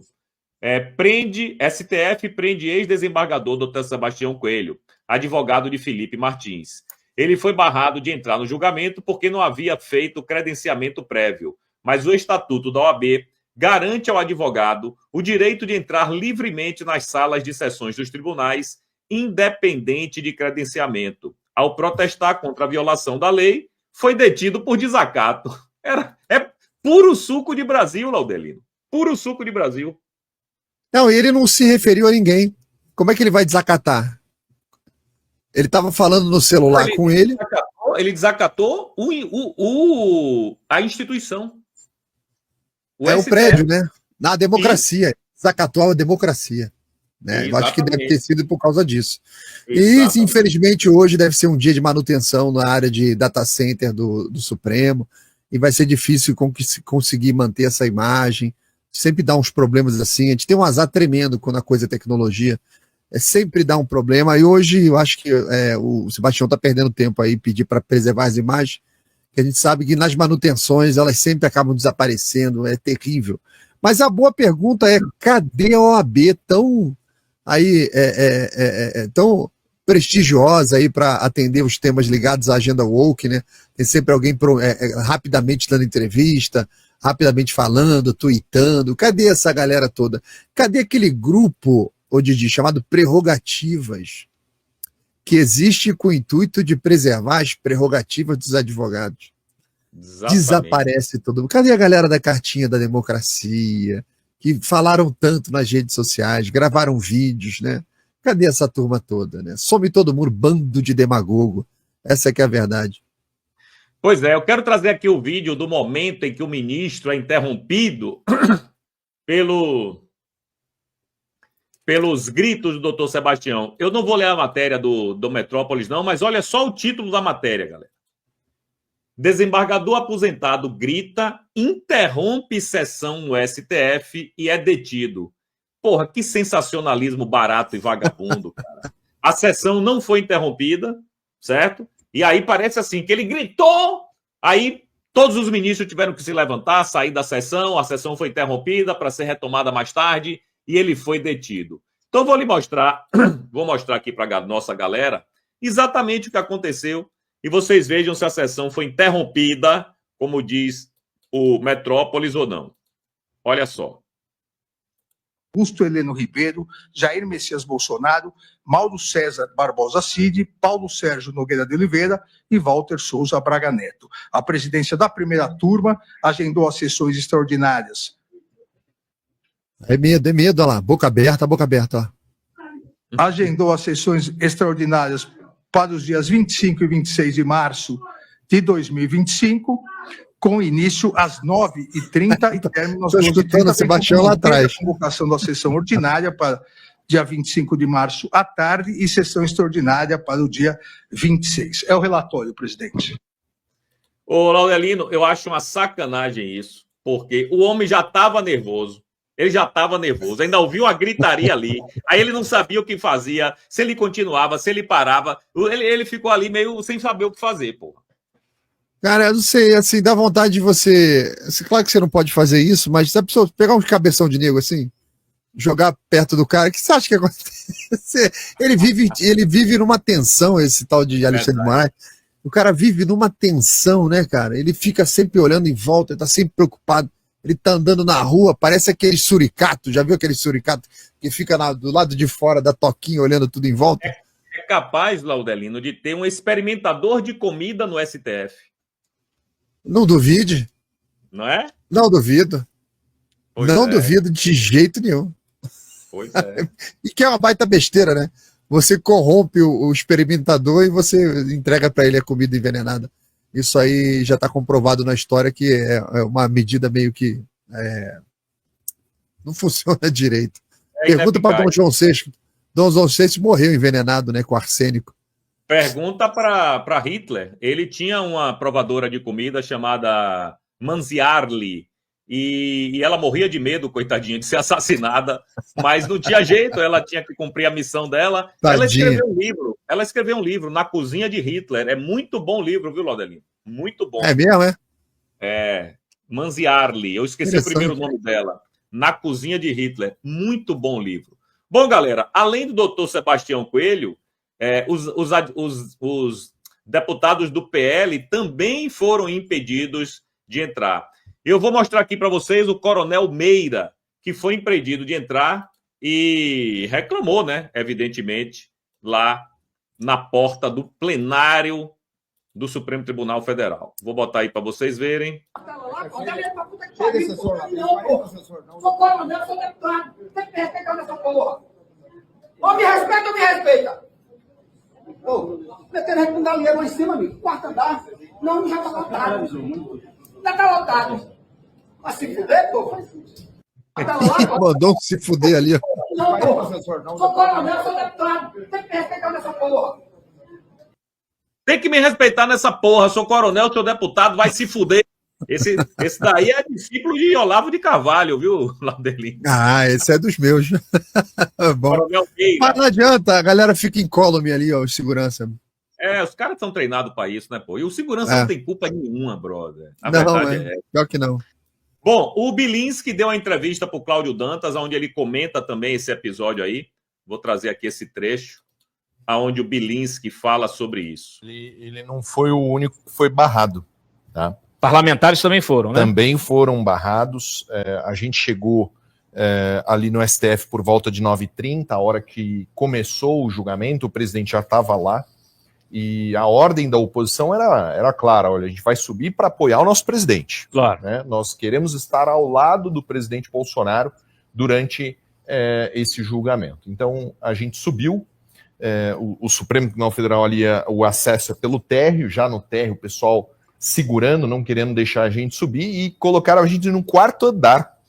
Quarto andar não é o andar do julgamento, o andar do julgamento é o terceiro, é onde fica a turma. Queriam colocar a gente ali no quarto andar para assistir numa televisão. A gente falou, ele não foi o único que foi barrado. Bom, você está vendo aí que o Bilinski está dizendo que o doutor Sebastião Coelho não foi o único que foi barrado, e é verdade.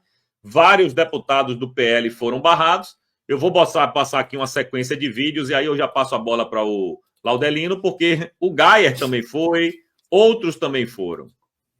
Tentamos vir aqui para acompanhar o julgamento desse teatro, né, dessa perseguição que está acontecendo contra o Bolsonaro, e simplesmente os parlamentares foram impedidos de entrar no tribunal, no plenário, para poder acompanhar a votação. Como se isso não fosse ruim o bastante, um dos advogados, que também tem interesse no caso, que é o advogado do Felipe Martins, Sebastião Coelho, foi impedido de entrar no plenário, de acompanhar o julgamento. Tem cabimento uma coisa dessa? Nós fomos impedidos de entrar no Superior Tribunal Federal, como deputados federais, para acompanhar o julgamento do líder honorário do nosso partido. Mas está tudo tranquilo, tá? A democracia está prevalecendo, pode ter certeza que todo o processo judicial está sendo seguido à risca. E não se preocupem não, pessoal, nossa democracia está pungente. Isso é um absurdo que está acontecendo, pessoal, um absurdo. Pois é, vocês viram aí que o Gayer foi também impedido de entrar, e eu vou botar aqui só mais um videozinho onde vocês vão ver o Zucco, que é o líder do PL, né? Quer dizer, eu nem sei que diabo é o Zucco, mas o líder do PL ele não é, não. Agora sair de novo, então só espero o Maurício chegar aqui, o Sanderson, aqui. Colom, tá todo mundo aí? Tudo bem, bom dia. Na verdade, nós estamos aqui, acho que vocês já viram que o presidente Bolsonaro também se encontra presente, porque a gente ainda tem um suspiro de esperança que a justiça prevaleça. Todos da imprensa, eu quero parabenizar a imprensa que está cobrindo o evento, eu quero que a imprensa raciocine e avalie o cenário atual no nosso Brasil. E aqui nós não vamos ficar lacrando, que sei que tem emissoras que querem realmente desgastar a figura. Mas eu pergunto para vocês, Elisa Matsunaga, que esquartejou o esposo, ser condenada a 16 anos, e mulheres com bandeiras, com bíblias, serem condenadas a 17 anos. Qual o critério? Golpe? Que golpe? Quem estava à frente do golpe? Qual é a instituição? Exército, Marinha, Aeronáutica? Não. Então, nós estamos aqui diante de um evento político.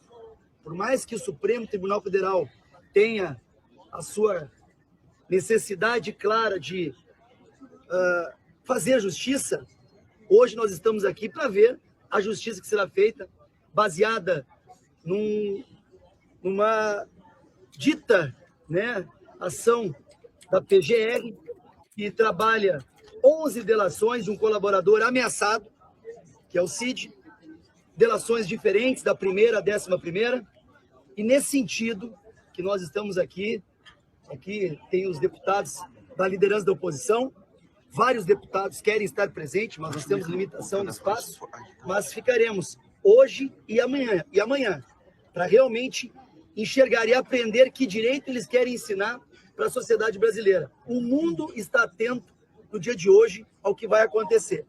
Pode ter certeza, não é só o caso da Débora, do batom na estátua, mas são casos de crime de colarinho branco, de traficantes, de homicidas, que não estão tendo o tratamento que nós, da direita, e principalmente o presidente Bolsonaro, que lidera as pesquisas, que amedronta o sistema, este sim está sendo condenado previamente. Então estamos hoje com ele já está aqui, e após, né, este julgamento, nós vamos fazer, ele, propriamente dito, vai falar com vocês. Bom, meu querido Laudelino, além do doutor Sebastião Coelho ter sido impedido, os deputados também foram. Antes de eu passar a bola para você, deixa eu agradecer a Verinha Helena, nossa querida. Grande Verinha. Um super sticker de R$ 54,90. Qualquer um que manda de R$50 para cima, a gente lê na hora. Ela não disse nada, mas fica aqui o registro, Verinha. Obrigado aí pela sua colaboração aqui, tá certo? Um beijo. Laudelino, é o seguinte, se o homem já estava nervoso só com Bolsonaro, imagine a tropa de choque inteira atrás de Bolsonaro ali e Bolsonaro na frente. Pois é. Qual é a regra, né, quando acontece uma sessão dessa ali na primeira turma, segunda, terceira, quarta, sei lá quais são as turmas, qual é a regra de presença? Porque você fala, foi barrado isso, foi barrado aquilo e tal. Então eu estava escutando aqui, eu estou anotando aqui e tal. O que acontece? A sessão é pública. Qualquer um, eu podia estar lá assistindo. Qualquer um pode assistir. Mas quando chega o advogado de um dos acusados, ele tem até preferência. Ele é advogado de um dos acusados, daquilo que eles estão discutindo ali. Acho que não precisa explicar muito isso. E uma outra questão interessante é que quando você barra um deputado, você não está barrando o Gayer, você não está barrando o fulano, ciclano, beltrano. Você está barrando aqueles milhões de eleitores que colocaram aqueles caras ali. Porque eles são representantes dessa parcela da população brasileira. Então, você veja, é um ambiente público onde qualquer um... Manda o Hugo Mota calar a boca aí atrás de você, pô. Tocou a campainha, cara. O cachorro só pensa em ir pra rua, mano. Sossega, cachorro. Sossega. Só pensa em ir pra rua, cara. Não pode, você toca a campainha rua. Você bota uma camisa, bota um negócio, você já sabe que vai pra rua. Aí ele sai correndo e fica olhando pra coleira, cara. Eu tô ligado, vambora. Não é? É assim mesmo. Então o que acontece? O parlamentar, quando ele é barrado num evento que é aberto ao público, ele não é o Gayer não representa ele, tá? Ele está representando aquela parcela da sociedade brasileira que votou nele. Isso é o Congresso Nacional. Então você acabou de barrar uma parcela ali de alguns milhões de eleitores que foram barrados ali no acesso ao Congresso, né? E outra coisa, por que é que o evento é público? Porque ele atende um princípio constitucional da justiça, que ela é obrigatório dar publicidade, é obrigatório dar transparência para o judiciário. Por isso que ele é público, por isso que ele é aberto. Não é porque alguém é bonzinho. Então, quando você impede a presença do povo, do advogado, aí você pergunta, o que é isso? Ah, não, porque está passando na televisão. Não é assim que funciona. A Constituição de 88 não fala nada disso. Então, é aberto ao público, todo mundo pode participar, até cumprir preencher, né, os lugares ali. E eu vou te falar, se você está tudo preenchido... Tudo vazio. Então, está vazio, mas se está tudo preenchido, chega o advogado de defesa, que não tem lugar para ele, o pessoal vai perguntar, quem aqui, estou precisando ceder um lugar, igual avião, vai dar overbooking ali, aí pede para alguém sair, para o cara poder sentar e participar, tá? Com toda a educação, todo o cuidado, tá? Porque aquela pessoa que está saindo tem o direito de estar ali. Só que o outro participa da sessão. Né? Prioridades, né, irmão? Prioridades. É. Ou seja, mais uma anomalia, né? Pois é. Bom, vamos continuar aqui. Eu quero pedir ao amigo aí que não deixe de dar o like, não deixe de se inscrever aqui no canal. Ajude a gente aqui, mande um superchat, mande um super sticker, mande um valeu demais, se você estiver vendo no gravado. Participe do nosso sorteio, porque a gente, infelizmente, eu não tenho um patrocínio, né? A gente vive disso. Laudelino, eu queria trazer alguns momentos de outros advogados, né? Até agora a gente só trouxe o do presidente Bolsonaro, mas eu queria trazer aqui o advogado de Braga Neto, que, tirando o início, né, onde ele pagou pau lá para a Suprema Corte, dizendo que é uma honra estar aqui na frente de vossas excelências, que são maravilhosos, são o suprassumo da democracia e da justiça no Brasil. Tirando essa coisa ridícula, ele mandou bem, bro, né? Tirando o início, ele mandou bem. E eu quero trazer aqui para vocês alguns trechinhos desse momento aí, aonde ele fala verdades inconvenientes. Eu falo em nome de Walter de Souza Braga Neto. Um homem que prestou 42 anos de serviços prestados ao Exército Brasileiro. Verdade. Sem qualquer mancha, sem qualquer mácula, sem qualquer apontamento na sua vida. É um homem de reputação ilibada. E eu quero dizer a Vossa Excelência, com o máximo respeito ao eminente Procurador-Geral da República, que a denúncia que foi apresentada contra o general não irá manchar a sua reputação.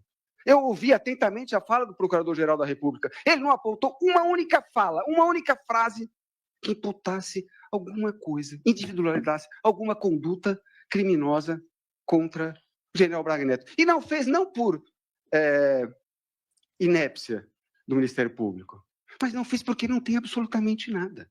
Eu quero dizer a Vossas Excelências que Braga Neto não teve qualquer participação, qualquer relação com os fatos de 8 de janeiro. O colaborador Cid, que mente, e mente muito, apresenta um vídeo naquela oportunidade para falar o link do general Braga Neto com os manifestantes do quartéis. Esse vídeo era de outra coisa.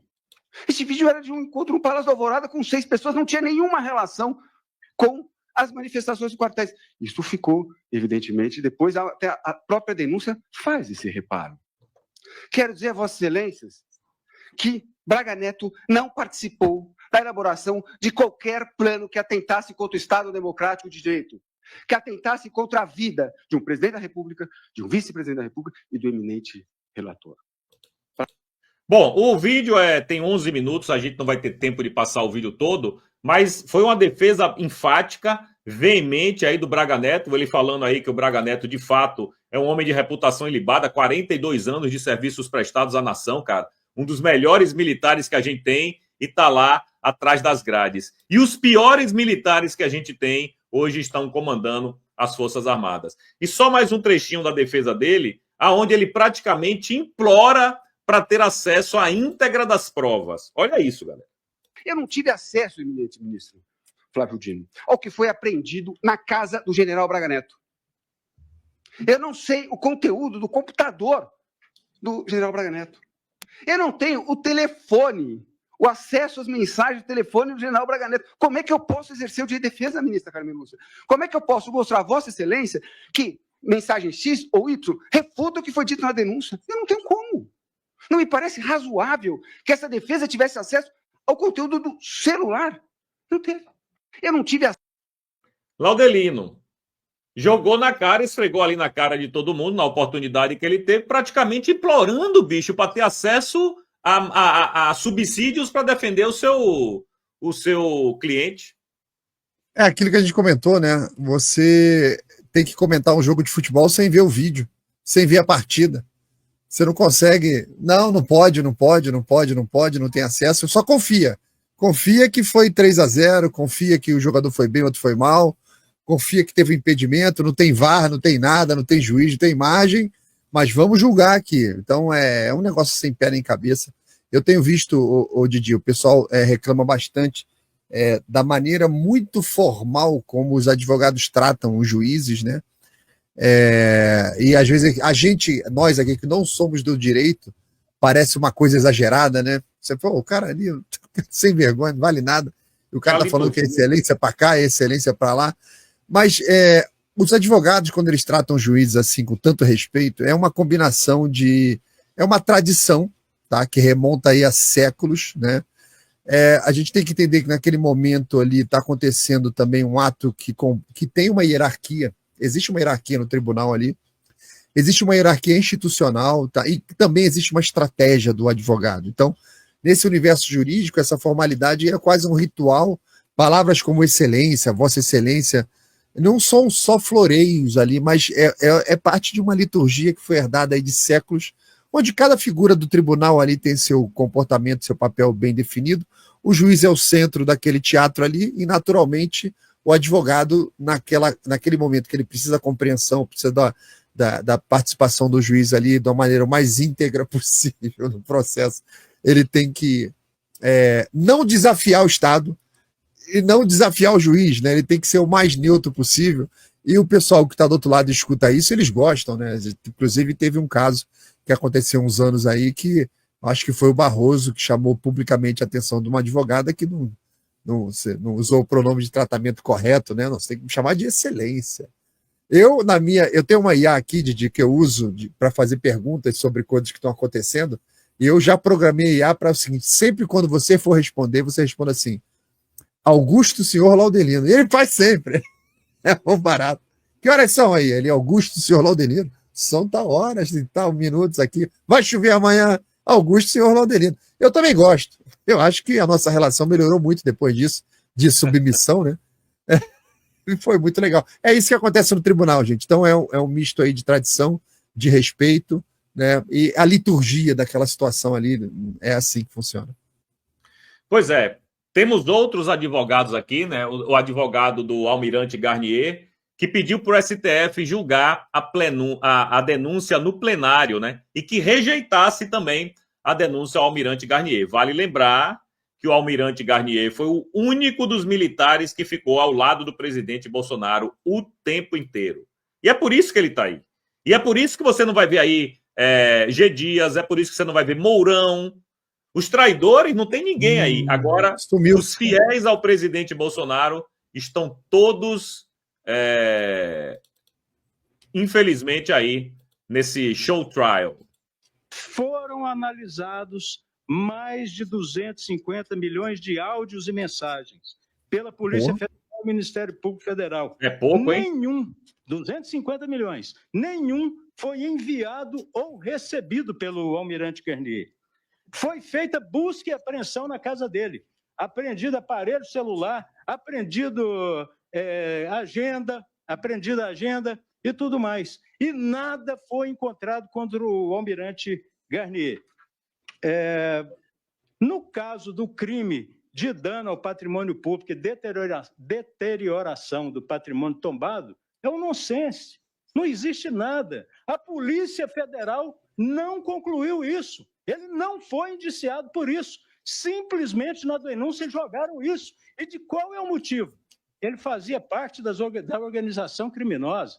Então não há acusação, não há ato. Ao contrário do que foi dito aqui, no caso específico desses dois crimes, o artigo 41 foi violado. A denúncia é inepta. Ela não menciona de que forma o Almirante Garnier contribuiu para os atos do dia 8 de janeiro. Falta liame subjetivo. E todos nós sabemos o seguinte: precisa ter um mínimo de lastro probatório. Um mínimo. Um fato típico, ele é composto, na teoria mais simples, que é ensinada em todas as faculdades, por uma conduta e um resultado, ainda que seja uma tentativa. Mas tem que ter um nexo causal, tem que ter uma ligação, e não há nenhuma... Eu conheço esse cara. Não só nesses crimes, mas nos demais também. Foi preso em São Paulo. Senhoras e senhores, nós estamos pedindo a rejeição da denúncia por falta de justa causa, o artigo 395.3 do Código de Processo Penal. Tem que ter elementos mínimos contra o almirante... Demóstenes Torres, está escrito ali. Inversionista. E não precisa mergulhar na prova para isso, não. Isso está na denúncia, nas contradições da própria denúncia.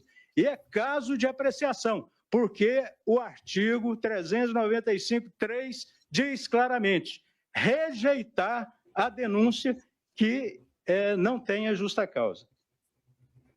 Laudelino, 250 milhões de mensagens e em nenhuma é citado o almirante Garnier, porra. E o cara foi denunciado pela PGR. Entrou na lista, né? Aqui, ó, golpe de Estado, não sei o quê. Quem foi que fez isso? Fulano, Ciclano, Beltrano, vai para o Zezinho, Luizinho e tal. Aí a próxima página que tinha que ter dizendo, olha, qual foi a participação de cada um, a individualização de cada um, esse fez isso, esse fez aquilo, isso é exigido pelo próprio direito. Não tem essa página não veio, eles não tiveram acesso. Então ele vê o cliente dele sendo acusado, ele vê as acusações, mas ele não consegue encontrar, né? Aí você fala, você está acusando ele de ser infiel, mas ele nem tinha namorada, não tem esposo, o cara solteiro, é infiel a quem? Cadê a evidência? Não tem essa notícia aí de que ele está namorando alguém? Cadê? Não tem. Aí vai lá, não, nós vamos julgar, vai aqui, vai ser arrolado. Como a gente fala, não, é tudo inepto, né? O negócio é inepto. Agora, tá sumido, o senador, ele tinha ótimas falas no Senado, eu não lembro direito o que aconteceu com ele, mas ele sumiu, desapareceu, né? Ele tinha ótimas falas. Ele saiu da vida, ele foi preso. Pois é, eu lembro disso. Teve uma época da vida dele que ele foi preso, ele era promotor, depois ele virou senador. Promotor, isso aí, verdade. E aí depois ele voltou para a vida jurídica, digamos assim. Sim. Daqui a pouco a audiência diz aí o que aconteceu com ele. A audiência aqui é muito qualificada. O pessoal sabe o que aconteceu certinho. Ou seja, é mais um, né? Mais um no teatro e os juízes ficam ali. Como assim? Bom, outro que se pronunciou foi a defesa de Augusto Heleno, né? Que criticou a PGR pelo terraplanismo argumentativo. Certo? Ele falou isso? Falou. O advogado falou do terraplanismo argumentativo. Então, vamos ver, né? Vamos ver aqui o advogado do Augusto Heleno. Documentos, agendas, o que quiser chamar. Vejamos que desses documentos, o que nós temos nos autos? O que são trazidos aos autos para apreciação, tanto da ilustre Procuradoria-Geral da República quanto pelas defesas? Informes de polícia judicial, com todas as mais forçosas vênias, mas informes de polícia judiciária são análises subjetivas da autoridade policial sobre a prova. Com as mais forçosas vênias, mas a formação do opinião delicti se baseia na prova. Onde está a prova? Cadê a íntegra da suposta agenda? Exato. Relacionadas foram páginas da agenda. Vejamos que elas não estão numeradas. Está na ordem, excelência? Não tenho como dizer. Essas páginas estavam na agenda, ministro Flávio Dino? Não tenho como dizer. Mas o senhor está levantando que a Polícia Federal está forjando provas. Não. Eu estou querendo que a defesa tenha acesso para validar os informes de polícia judicial. A garantia da escorreito processo penal também faz parte da defesa. A defesa tem que ter acesso a esses elementos de prova bruta. A defesa tem que ter acesso às mídias, às folhas, às digitalizações. Como há de se defender com base na opinião da autoridade policial? A forma da opinião delicti da Procuradoria-Geral da República foi feita em cima da opinião com todas as vênias da autoridade policial. Ou seja, não há como se defender com base em informes de polícia judiciária. E por fim, excelências, eu trago aqui a questão da necessidade de rejeição da denúncia com relação ao senhor Augusto Heleno por sua inépcia e falta de justa causa. Vamos analisar, primeiramente, o que a Procuradoria-Geral da República traz, ministro Luiz Fux, contra o senhor Augusto Heleno. Primeiro, que ele teria participado de uma live no dia 29 de julho de 2021. E aqui participar, senhores, é tal qual os servidores que estão atrás dos senhores. Ele ficou sentado, não falou uma palavra, não fez um gesto, não fez absolutamente nada. Imagine. Quem participou da live falando e atuando em primeiro plano seria o ex-presidente Jair Bolsonaro. Ele ficou quieto. O Augusto Heleno não falou absolutamente nada e não se manifestou. E a Procuradoria-Geral da República aponta que esse é o primeiro elemento a comprovar que Augusto Heleno faz parte da suposta empreitada golpista. Ademais, ele aponta que as anotações que foram encontradas nessa agenda, que não tivemos acesso, repise-se, seriam, abro aspas, adotadas pelo grupo criminoso. Onde está isso? Onde que a agenda foi um documento crucial, ministro Luiz Fux, para a formação do grupo criminoso ou para a articulação desse suposto grupo criminoso? Não há. Não tem uma comprovação nos autos que fale que esta agenda foi o documento. Não há um depoimento, não há uma conversa de áudio, não há uma ligação, não há um WhatsApp, um e-mail, não há nada. Mais um advogado de defesa dizendo que não tem nada que ligue seu cliente às acusações que lhe são imputadas, Laudelino. De novo. A minha pergunta, Didi, é o seguinte: a grande mídia, a mídia antiga, falecida, será que ela assistiu essa sessão de hoje? Será que elas viram todos os advogados comentando que não tiveram acesso aos autos, que não conseguem nem exercer a sua defesa porque não teve acesso a nada ali? Ou será que eles só vão comentar, foi indiciado, foi isso, foi aquilo, o presidente pelo crime disso, pelo crime de aquilo, vão passar em branco em cima de tudo que está sendo dito aqui, porque nunca foi tão claro. Todo mundo ao mesmo tempo, no mesmo lugar, um depois do outro, falando a mesma coisa. A mesmíssima coisa. Então, os dois fenômenos aí que vai ser os dos juízes, que parece que não estão presentes. Você pode assistir remoto, mas eles parecem que a moral deles está remotamente em algum lugar, né? Estão ali esperando acabar aquilo lá para já meio carta marcado o negócio. E mais tarde, quem tiver o estômago para assistir a velha mídia, vai ver eles tecerem longos comentários sobre tudo que aconteceu hoje, sem considerar o que a defesa disse. É aquela. Isso aqui que você está vendo hoje. Né, Naudelino? Vai trazer especialista. Teve um outro sensacional ontem que comparou a moça do batom, a Débora, com assaltante de banco. Foi um negócio assim sensacional. Meu Deus do céu, cara. Então, você veja, a sessão de hoje, ela é basicamente ouvindo as defesas. Ou seja, o argumento da reportagem de noite, da velha mídia, deveria ser 80% em cima do que os advogados falaram. Vamos aguardar para a gente ver. Sabe o que vai acontecer hoje no Jornal Nacional? Já vou lhe dizendo. Vai falar do ministro imputando os crimes, o PGR imputando os crimes, Sebastião Coelho, um baderneiro, e a oposição também, um bando de inúteis que não deviam estar lá procurando história. Tentaram interromper a sessão. Não, segundo o Metrópolis, interromperam a sessão. O Metrópolis foi taxativo, né?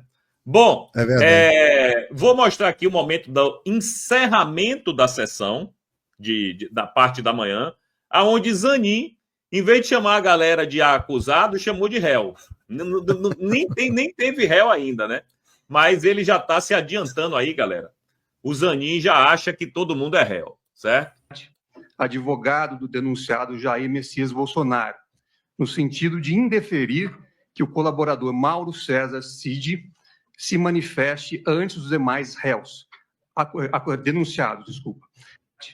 Advogado antes dos demais réus. Antes dos demais réus. Antes dos demais réus. Antes dos demais réus. Réus. Ou seja, o inconsciente dele já está falando mais do que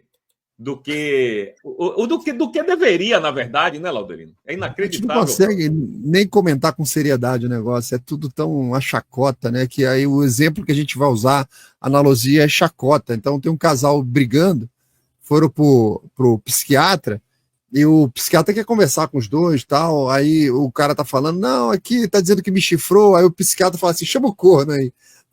É o que ele fez ali.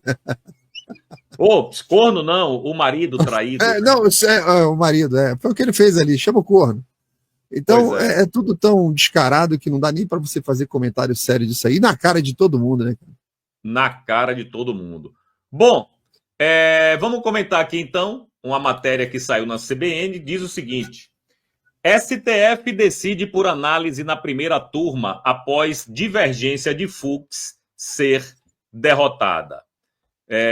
O ministro Luiz Fux, do STF, abriu divergência durante o julgamento que analisa as denúncias da PGR contra o presidente Bolsonaro e outras 7 pessoas por tentativa de golpe de Estado. A questão central da divergência era a definição do colegiado responsável pelo julgamento, o plenário do STF, com 11 ministros ou a primeira turma, composta por 5 ministros, incluindo Fux, Dino, Zanin, Carmen Lúcia e Moraes. Então, meu querido Laudelino, parece que Fux aí abriu a divergência, né? Parece não, ele abriu a divergência e eu não sei se isso é combinado, cara. Eu não sei se isso é um teatro do macabro, né? Porque ele faz parte da primeira turma e ele queria tirar da primeira turma para o plenário, mas foi voto vencido, como já era de se esperar, né, irmão? Eu hoje, na minha live de manhã, tive a oportunidade de ler um trecho aí que é folclórico no Judiciário Brasileiro, quando o Celso de Mello, fazendo um voto sobre a elegibilidade lá do José Sarney, que o Sarney tinha mudado de domicílio, foi parar lá no Amapá, e ele era do Maranhão, aí não pôde se candidatar pelo Maranhão, foi pelo Amapá e tal. E o Celso de Mello, né, comentou que tinha saído uma matéria na Folha, eu acho, dizendo que o voto dele era certo, um voto de aprovar ali a candidatura do Sarney, né? E o Celso de Mello tinha um tutor, um cara que foi um grande mestre dele a vida toda. Sabe aquela história, mestre, pequeno gafanhoto? O juiz da Suprema, o Celso de Mello, era o pequeno gafanhoto desse grande mestre. Era o Saulo Ramos, que é um grande jurista brasileiro aí. E conversando com o Saulo Ramos e o Celso de Mello, ele fala, não, vai ter, tá, meu voto é assim, assado, tal, tá tudo super claro, tal, beleza. Aí tá passando ao vivo lá o julgamento, o voto do Saulo é invertido. Um voto absolutamente contra, destruindo ali a tese do Sarney. Aí o doutor Saulo ficou olhando assim, não entendi nada. A gente conversou no telefone, o voto era outro, e a coisa era clara, a situação era clara, ele fez a mudança eleitoral dentro do prazo, então não tinha o que discutir. Ia se candidatar pelo outro estado, normal. Aí ele liga pro Saulo. O Saulo atende já. O que é? Você viu o voto que eu dei? Aí ele fala, vi, explica. Não entendi.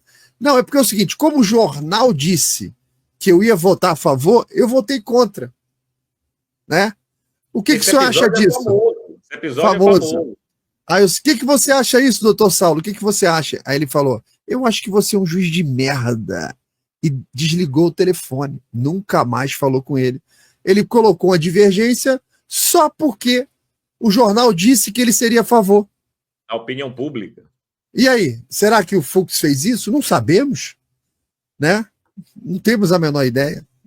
Tipo, já está vencido, então deixa eu botar um voto diferente aqui. Para mim, o que pareceu aí, para mim parece um teatro do Fux e parece aquele policial bom e policial mau, né? O policial bom tenta ali jogar panos quentes, dizer, olha, pô, se você não colaborar, eu tenho um cara aqui que é um escrotão, ele vai te dar uma cacetada na cabeça, é melhor você falar, etc e tal.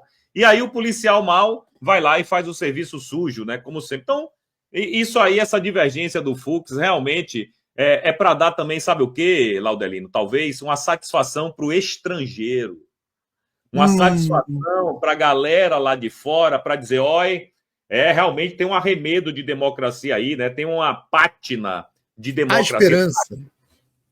Uma semelhança, parece ser democracia, porque se não fosse, todos votariam unanimemente contra Bolsonaro.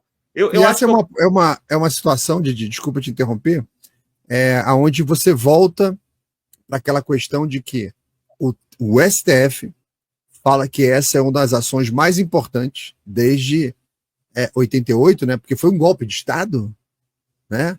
Mais importante. Aí você fala, então vamos fazer o seguinte, vamos jogar para o pleno, para todo mundo votar. Aí o próprio tribunal diz, não, pode deixar aqui na turma, na terceira divisão do tribunal aqui, tá tranquilo. Ou ele é a mais importante, ou ele pode ficar na terceira divisão. Você tem que resolver. E eles resolveram o que é mais importante lá na terceira divisão. Parece até a Copa União, lembra da Copa União que o Flamengo venceu? E quem levou o título foi o cara da Série B. Aqui ficou subjúdice um tempão, se eu não me engano. Foi o Sport, né? Ai. Senhor Laudelino, no frigir dos ovos, o que é que o senhor achou aí desse teatro macabro que a gente assistiu hoje aí? Hoje eu acho que foi um dia muito mais importante para eles do que para a gente. Não tem nenhuma novidade para a gente. Hoje não surgiu nenhuma novidade. Novidade do conteúdo, da forma, não tem nenhuma novidade jurídica, não tem nada de novo acontecendo hoje, a não ser uma consolidação de todo esse trabalho que eles têm feito ao longo desse tempo de destruir realmente o judiciário, a democracia, a nossa Constituição, o direito, tudo isso destruído. Então hoje é tipo de um banquete onde você coloca toda essa desgraça junta na mesa. Só que agora o planeta está olhando também. E é uma vergonha para a gente, porque o ideal seria que as nossas próprias instituições, por si só, resolvessem esse tipo de problema. O próprio judiciário, mais o Senado e tal, mas a coisa foi corrompida a tal modo em todas as instituições que tudo parou de funcionar. Então, no dia que a gente for corrigir esse Brasil que a gente está vivendo hoje, você não precisa destruir nada.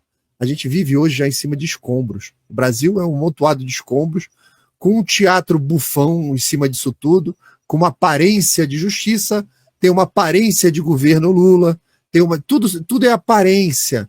E as aparências são tantas que você se dá até o luxo de mandar toda a trupe para o outro lado do planeta, passar lá 1, 2, 3 semanas, sei lá quanto tempo eles vão ficar lá. E tudo bem, você pode conversar com a dona de casa que está aqui, a mãe, o pai, o empresário, a doutora. Pergunta se eles conseguem, do nada, ficar 2 semanas offline.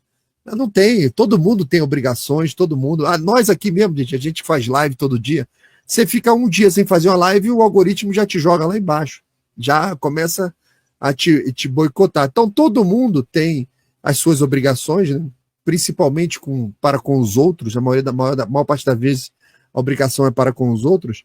E essa turma não tem, cara. Como é tudo um teatro, é tudo uma forma, né, de apresentar, parece que tem aquele aspecto de legalidade, aspecto de seguro, aspecto de saudável, né? É só aspecto. Então você pode fazer tudo que você quiser, porque é teatro. Você não vê filme de Hollywood, o cara no filme, lá na tela do cinema, o cara pode dar tiro com o dedo, pode dar raio com o olho, ele pode fazer o que ele quiser lá, porque é Hollywood, é teatro, é uma encenação. Aí aqui, como a gente tem esse teatro jurídico, o juiz manda bloquear, prende esse aqui, aí fala, não tem nada a ver com o judiciário aquilo ali. É só uma cena, né? Como você não tem nenhum tipo de consequência para tudo que é feito, fica esse teatro bufão aí de muito mau gosto, que está consumindo a vida de muitas famílias, está destruindo o futuro do Brasil. Você vê que o planeta está avançando em N temas que nós nem participamos. Tá? Não estamos completamente fora. Se o Brasil fosse um país no meio da Europa, com a política que a gente tem, já tinha sido invadido há muito tempo, não estava nem mais na história. Isso aqui já tinha sido um território que teve no passado aí, e morreu todo mundo. Que é em Visigodo, lembra os visigodos? Que tomaram a Península Ibérica. Os visigodos tinham uma política de desarmamento. Tinha uns negócios meio woke lá, uns negócios meio esquisitos com os visigodos. Quando chega o elemento Moro lá na Península Ibérica, estava todo mundo desarmado. Os caras tomaram tudo. Não tinha ninguém de arma, né? O cara vinha lutar com o ancinho, com a ferramenta da padaria que ele tinha. Então, tomaram tudo muito rapidamente. O Brasil seria um território do passado, alguma coisa que existiu, sabe? Atlântida. Um negócio do passado, assim, porque já era. Você não sobrevive no mundo com essa postura que o Brasil tem. É porque nenhum vizinho nosso aqui ameaça a gente de jeito nenhum. Quando tem ameaça, é o boliviano que manda para cá a gente para trabalhar, que nem uma ameaça. Eu acho que é até uma benção, né? Que o cara que vem para cá trabalhar, pelo menos tem boas intenções, né? Fora isso, cara, o Brasil só existe porque ele está afastado do centro do mundo, tá? E o brasileiro cisma de acordar todo dia, trabalhar, estudar, vencer na vida, tal. Aí, só por isso mesmo. É isso, meu querido Laudelino. Só tenho que te agradecer a sua ilustre presença aqui na minha humilde live. Vou pedir para os moderadores colocarem o link do seu canal. Se inscrevam lá, Laudelino RJ no YouTube. Agora se preparem para uma live pequenininha, só de 5h30, 6 horas, mas não tem problema não. Mas eu recomendo, é uma live maravilhosa. Eu não posso comentar porque ele não deixa, né? Não sou membro, ele não deixa. Só final de semana. Só final de semana. Mas a gente sempre está lá assistindo. Se eu pudesse comentar, ele ia ver que eu sou um assíduo frequentador da live dele. Enfim, irmão, obrigado. Deus abençoe. E a gente se encontra na sexta-feira, na quinta série. Obrigado, nós estamos sexta-feira lá no Tamo Junto, né? Presença obrigatória toda semana. Até meus compromissos hoje em dia aparecem, eu falo, não. Tem a live do Tamo Junto, não. Tá lá. Mas, Didi, não esqueça, hoje é uma data especial. Hoje não é um dia como o outro qualquer. Sim. Hoje é dia de quê, Didi? Você lembra? Hoje é dia da Anunciação de Maria. Da Anunciação de Maria, exatamente. Anunciação de Maria. Era um dia comum lá em Nazaré, né? Então, você imagina a seguinte situação, Didi. Você imagine Nazaré naquele dia, o vento ali passando pelas oliveiras, aquele silêncio das colinas ali, o coração de uma jovem virgem estava ali fazendo seus afazeres dentro de casa, né? E quando de repente toda aquela paz se interrompe, o céu se abre e o mundo muda para sempre. Porque sem aviso, sem trombetas, sem multidão, apenas ela e o anjo, Gabriel, o mensageiro do Altíssimo, desceu como um raio, mas falou com ela com doçura e a recepcionou muito bem, disse: Ave, que é uma saudação como um salve, né? E diz: Ave, cheia de graça, o Senhor está convosco. E Maria tremeu, ela não entendeu, né? Como que ela vai entender? Ela era uma jovem e de repente ela é chamada de bendita entre as mulheres e o céu a escolhia naquele momento. Ela era de Nazaré, uma menina simples, humilde, desconhecida, mas escolhida ali. E o anjo não parou, disse que ela conceberia um filho sem homem, sem toque, sem pecado, chamado Jesus, filho do Altíssimo, o Rei sem fim, da linhagem de Davi, mas nascido de uma moça, ela, Maria, né? E o tempo parou naquele instante entre o anúncio e a resposta, entre o céu e a terra, e toda a criação aguardava, e Maria, com o coração em chamas, disse: Eis aqui a serva do Senhor, faça-se em mim segundo a tua palavra. E foi ali, naquele instante, que o verbo se fez carne, sem faísca, sem trovão, mas com o consentimento humano. Um ventre que virou templo, um útero que passou a conter o infinito. E o céu sorriu, a anunciação. Não foi um espetáculo, foi silenciosa e foi também uma escolha. E foi o momento em que Deus pediu permissão para a humanidade para que nela habitasse. E Maria, sem exigir prova, sem exigir glória, disse sim e mudou a história para sempre. E aí, Didi, estamos aí, mais um ano comemorando a data da Anunciação de Maria. Ave Maria, graças a viva Deus, Cristo Rei. E obrigado, Didi, pela oportunidade. Devoto de Maria, sempre, sempre, sempre, sempre. Amo Nossa Senhora, amo Maria, amo seu José, o pai também, né? Que a gente, aqui no meu peito pai comigo. é quem cria, né, meu filho? Pai é quem cria, né? E foi o José que teve essa incumbência, digamos assim. Sim, Pô, Laudelino, isso aí. obrigado pelo texto aí no final, maravilhoso, cara. Muito obrigado. Deus abençoe. Obrigado. E a gente se encontra, então, na sexta-feira. Sexta-feira. Um abraço. Prepara a cervejinha pessoal. aí, viu? Prepara a cervejinha aí. Um abraço. Até lá. Um abraço. Tchau, tchau. Tchauzinho. Valeu.